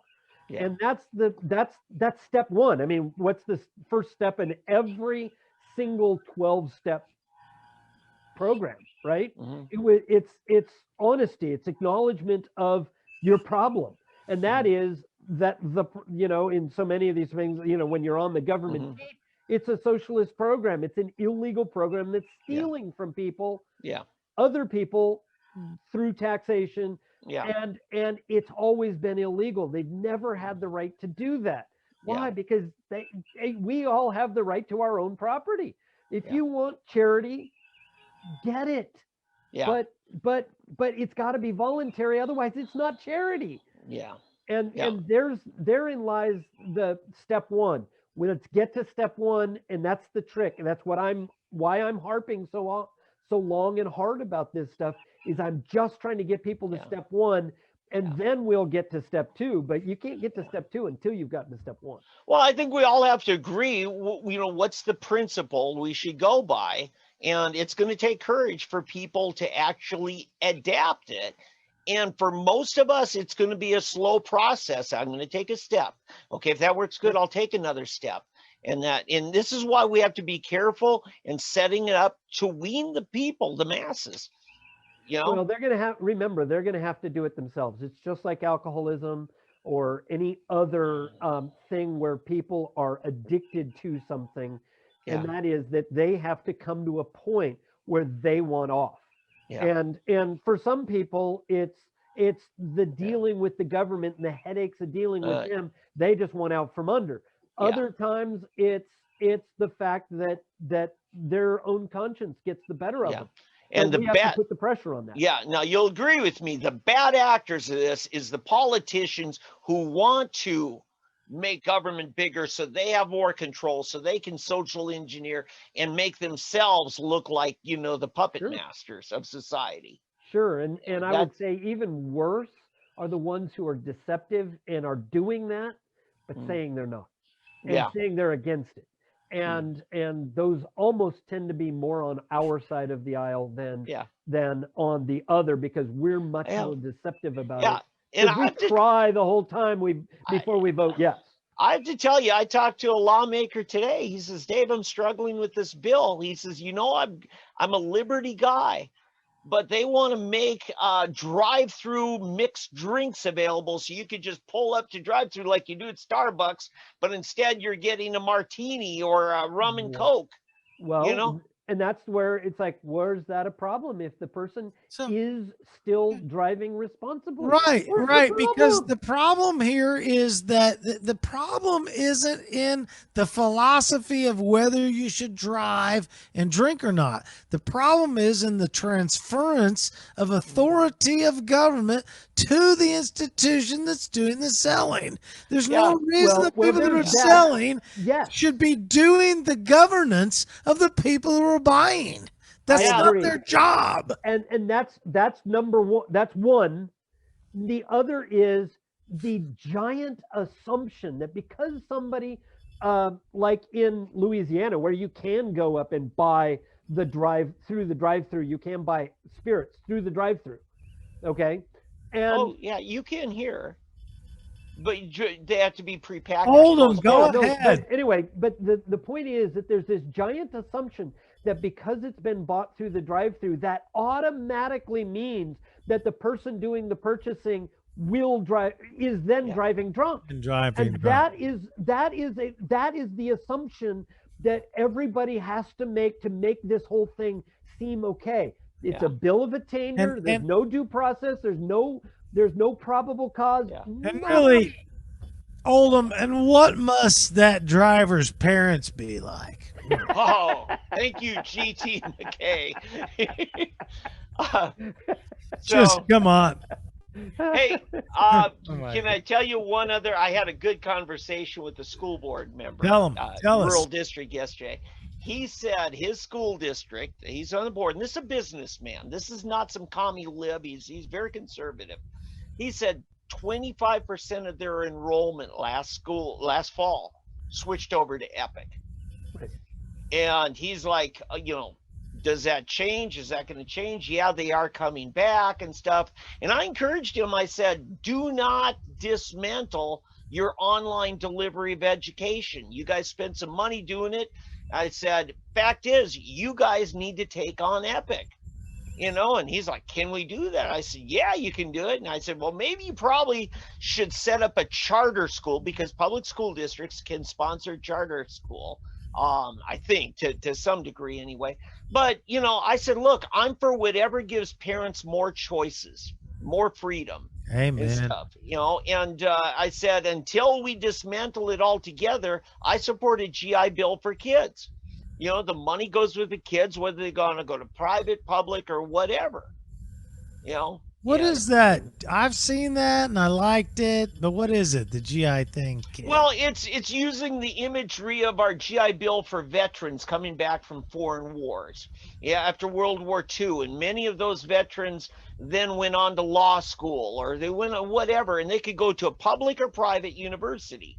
Right. It was a benefit, just like the Pell Grants, that any certified or just somewhat credible deal could get that benefit and provide. It was an education benefit. I think even some trade schools. Well, right. And so is basically saying, okay, why don't we do the same thing for kids? Right. Take that money, have it follow the kids. Now, Oldham, as a purist, would say government shouldn't be spending money on that, But they don't have the right. But as long as they are, it needs to be something that is better than what they're doing. Obviously. Yeah. And this is it. And thank you, Oldham, because I want people to see Oldham understands the incrementalness that we have to do. We just can't lose sight of where we're going. Exactly. If I could only get people to just acknowledge, look, this sucks. It's theft. It's illegal. But okay, but there's got to be something. But always be working to the end goal, which is, that it's all private, because quite frankly, you take away all the government money, the same money will be there. It will all come back. It will come back through ways you can't see right now, but it will be there. I guarantee it. And it will be an equal amount. A great religious leader who David Oldham once picketed his crusades said, Americans have just enough religion to keep us away from God. In other words, we buy a counterfeit for true spirituality. We call it religiousness. Well, we buy just enough license. We think we have liberty. as long as the license isn't too tough. And that's a problem. We can't get caught in that. Right. I never saw Oldham. And that Let's all sing Kumbaya. I never saw Oldham at one of my crusades. Didn't need to go, Tom. Yeah. I didn't have a big audience, so you probably didn't hear. No, I've been at a couple of those things. It's like, okay, I hate this guy, but I really feel bad. I mean, I like my stomach was churning inside because the turnout was so low. He like rented a football stadium and then he had a few hundred people show up. It was horrible. Gosh, and I just felt bad for the guy because, he spent thousands. See, but David even has a soul. I have a soft spot, nice? even for bad people who have no soul. Yeah. But now I forgot my point. I got a big, tonight I do have a big finish, but Van, have you done your state stuff tonight? No, that was pretty much it. Other than that, before we get to the constitutional minute and then my big finish, Van, you really committed yourself to the cause. I mean, you're now running for state GOP vice chair. Yeah. And so that's a big deal. I've run a campaign before. I've run for office, and it takes before anybody gets to contend with you about whether you can this or that, you have to contend with yourself. And you've already had to do that, so you've decided to put yourself out there. Yeah, and so what's to finish off the Van report? What's going on with the front of the GOP at the state level, vice chair? Oh, we've just been going around trying to hit as many places. You can't get to every place. There's just some things you just can't be in two places at once. But trying my best. That has to change, Van. We've got I know. to get more out of you. And got to be in two places at once, maybe three. Anyway. What I never thought I would see. High expectations, Van. Anyway, okay. Go ahead. What I never thought I'd see is the day that I'm seen as the historian of the party. And it's I thought you were the guy, Zeno. I'm sorry, that's the last one. That's it, Dan, I swear. Yeah, so this is some of the things that we've learned in years gone by. Some of the people kind of want to have to relearn those lessons, and I think it's important. But at the same time, we've got to update and change. I think there's a lot of good ideas. Pam Pollard and I talked a week ago about some of the changes she wants to see made. I think we have some agreement on there. And I think you're going to see there's a real desire to reform the structure and flow of our party. That's excellent. We'll have to talk about that because I've never heard Pam actually have a good idea. No, but a lot of people do not understand what I'll just say gravitas that comes with David Van. David Van has been around for ever, and you should see the pictures of him in the 90s. Very handsome, very handsome. I know, it's surprising. Oh my God, he's a handsome guy. I thought, who is this guy? But not only that, but very instrumental in a lot of stuff. And so, Van's been around for a long time. So that comes with a lot of information there, Van. Yeah, and I think, you've heard me say tonight some things complimenting some people that, I think if we're going to criticize people, we also have to, at least I'll say for myself, I always try to find something good to say about someone, if I have to say something bad about them, not because of who they are, because of who I am. We have to be careful not to just totally trash, or we need a boogeyman in order to further our cause. I'm sorry, but you know what? I haven't found any boogeymen in Oklahoma. I've found people that may be misguided, but I haven't seen all that many evil hearts. Yeah, that's you literally you endorse me in the mayor's campaign for the same reason. I'm not a boogeyman. Yeah. And the other thing you said. Yeah. Yeah, that's right, Van. No, I appreciate it. There was only 3 endorsements that really counted in 2016 to me, and that was David Van and the Tulsa Beacon with Charlie Biggs and Michael Bates with Batesline. I got all 3 of them. And of course, you're not going to, I didn't, all Pat Campbell wanted was, do you have name recognition? But the people who mattered looked at who says what about what is right. In And other I words, said, how much money are you going to spend advertising I on didn't, and KFAQ? Van knew me. I don't have any money. His wife, on the other hand, Yeah. no, but I don't. Now, You know, I should say this just to piggyback on what you're saying, that getting the word out about people and helping them get name recognition Mhm. is all important, and I think that's the job of media. I think that 3D politics has just to blow our own horn is helping in that, especially Yeah. in the U.S. Senate race. Yeah. So far, we are Really? as to my knowledge, we are the only news source that has interviewed the two contenders Mhm. besides the incumbent. Yeah. okay. And it is getting shared around now because people are coming and asking about it, and you know, we're sharing it. We're Okay, able to because point to that's the main thing for me is that it's not about, oh, look, 3D politics and those guys, da da da. What it is the truth being had?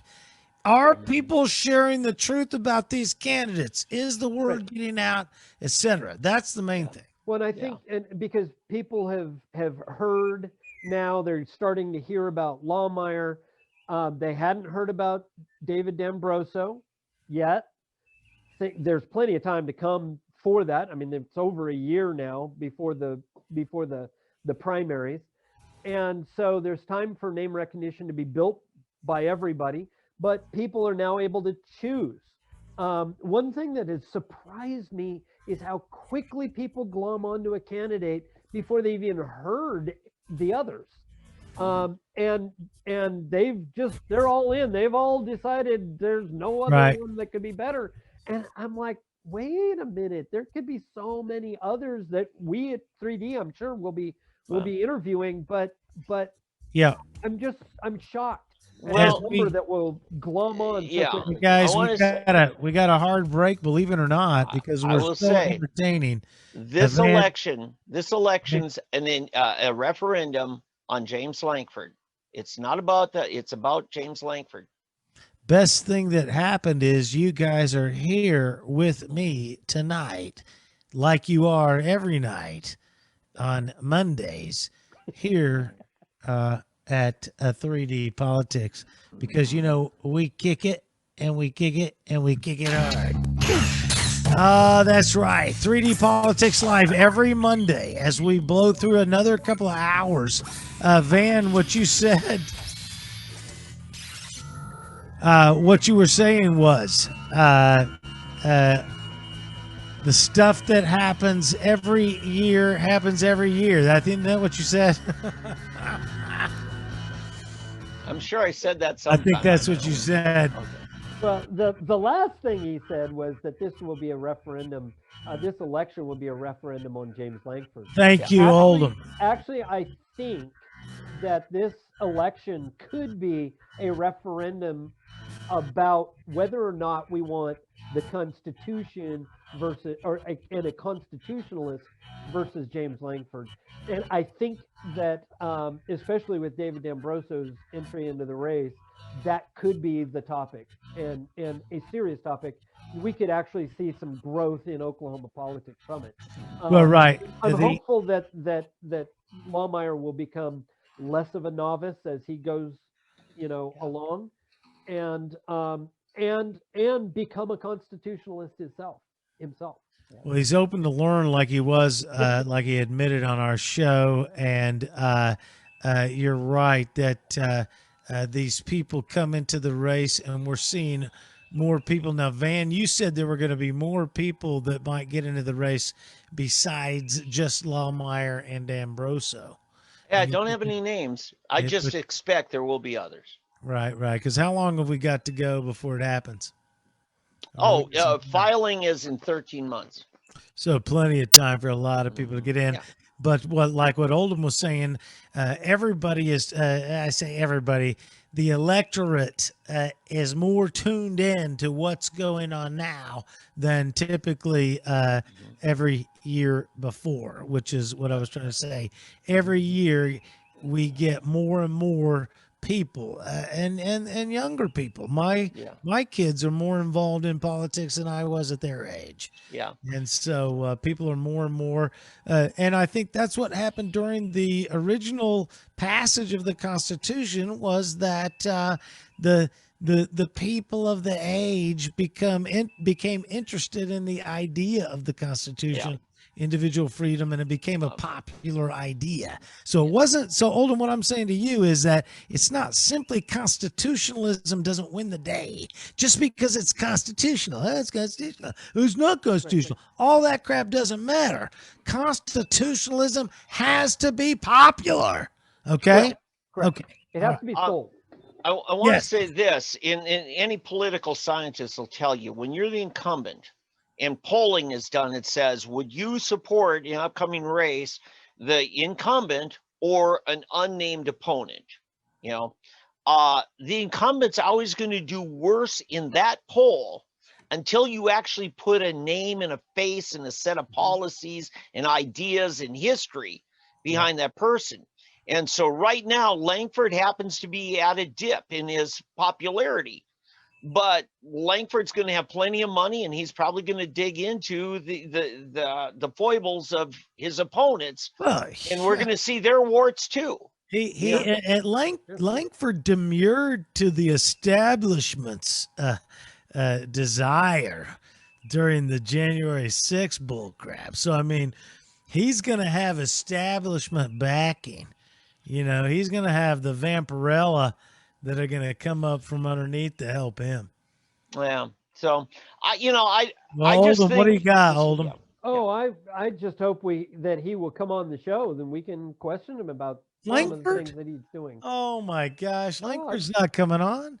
Hey, you know what? Dylan Goforth will come on before Langford comes on.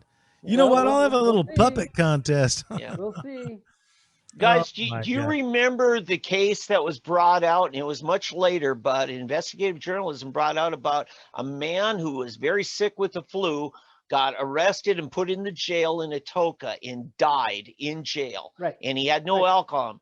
And that driver. was the investigative work of Dylan Goforth. Okay? So And he was wearing a toga? no. In the city of Atoka. Dylan Goforth was wearing a toga in Atoka? What?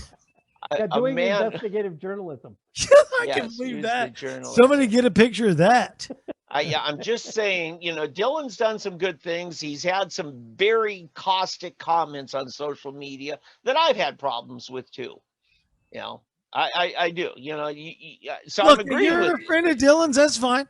I don't care. No, I don't have a problem with Dylan. Just respecting certain articles where he's dug up some things and called for justice that I thought was appropriate. I don't even know articles. What I know is that it is not allowable to look. I'm a comedian.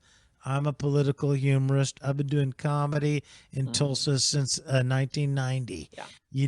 You do not get to joke by saying I'm going to murder people. Yeah, it's unacceptable. Complicate the issue by saying I'm not joking. I know. No. Yeah. Right. I don't pretend to be a serious journalist. He doesn't get to pretend to be a serious comedian. He needs to retract it. He needs to absolutely apologize to me personally, because apparently I'm the only guy that gives a damn. But Bobby, whatever's Lorton doesn't care. Okay, Dylan Goforth doesn't care. The Frontier continues to not respond. This goes all the way back to summer of last year. Okay, we're coming up on a year. It is literally irresponsible. Now, I don't care. I can guarantee you, because you guys probably don't know this, I'm 3/4 psychic. And what I know is they think that I'm doing a bit here, and he thinks he's going to get some sort of, like notoriety or exposure. No. Bitches, I've been around since 1990. I don't get exposure. Eat me. Yeah. I do not get exposure. I'm not looking for it anymore. So the fact is, all I do is state truth. And if all I'm doing in 10 years, when Dylan Goforth is accepting his Academy Award with Monica Lewinsky, they're going to say, Look at this. Yeah. It won't be me. It'll be his own tweet. If he doesn't get out from underneath it now, cancel culture will bring Dylan Goforth down, not me. Not me. Right. You saw Canfield. Canfield ran for the hills. Once Canfield saw what was coming, he ran like hell. Yeah, I just want to say, and Dylan should do it, not because of who's calling on him to do the right thing, but because of who he is and what his own standards should be. If Dylan Goforth wants to come on the show to defend his little joke, I'll be glad to discuss it. Yeah. I just don't think he's man enough to do it. I've raised 5 kids. How many has he got? There you go. That was just cheap, Tom. Yeah. That was cheap. Guys, it's been good. No. Oldham's got his constitutional minute, right? Oh, Did you do it? We already covered He did it. a constitutional 10 minutes. Oh, okay. Well, we're We almost ended up done. having discussion. Can you about guys it. stick around for just one more thing? Yeah. Okay. Sure. This is a deal that I remember at the bottom of the, what is it? The Lady Liberty, right? She's got some words written. Bring us your huddle, right? Right. Isn't that one? Yeah, this one's too small. Oh, nice. Yeah. So here is, you know how musicians do arrangements of music? Well, here's my arrangement of this here. This is by me. Rid me of your minimum wage laws. Pour out your race and gender identity quotas. Huddle your welfare state into a yearning mass and hurl that entire wretched refuse of socialism off your teeming shore. Give the homeless a free breathing economy lit by the lamp of capitalism, whereby those men can own the fruits of their labor through the right of exchange under the influence of contract without the interference from forced eleemosynary expenditure. Toss to the wind the tempest of your overtaxing Leviathan by escorting it out the golden door.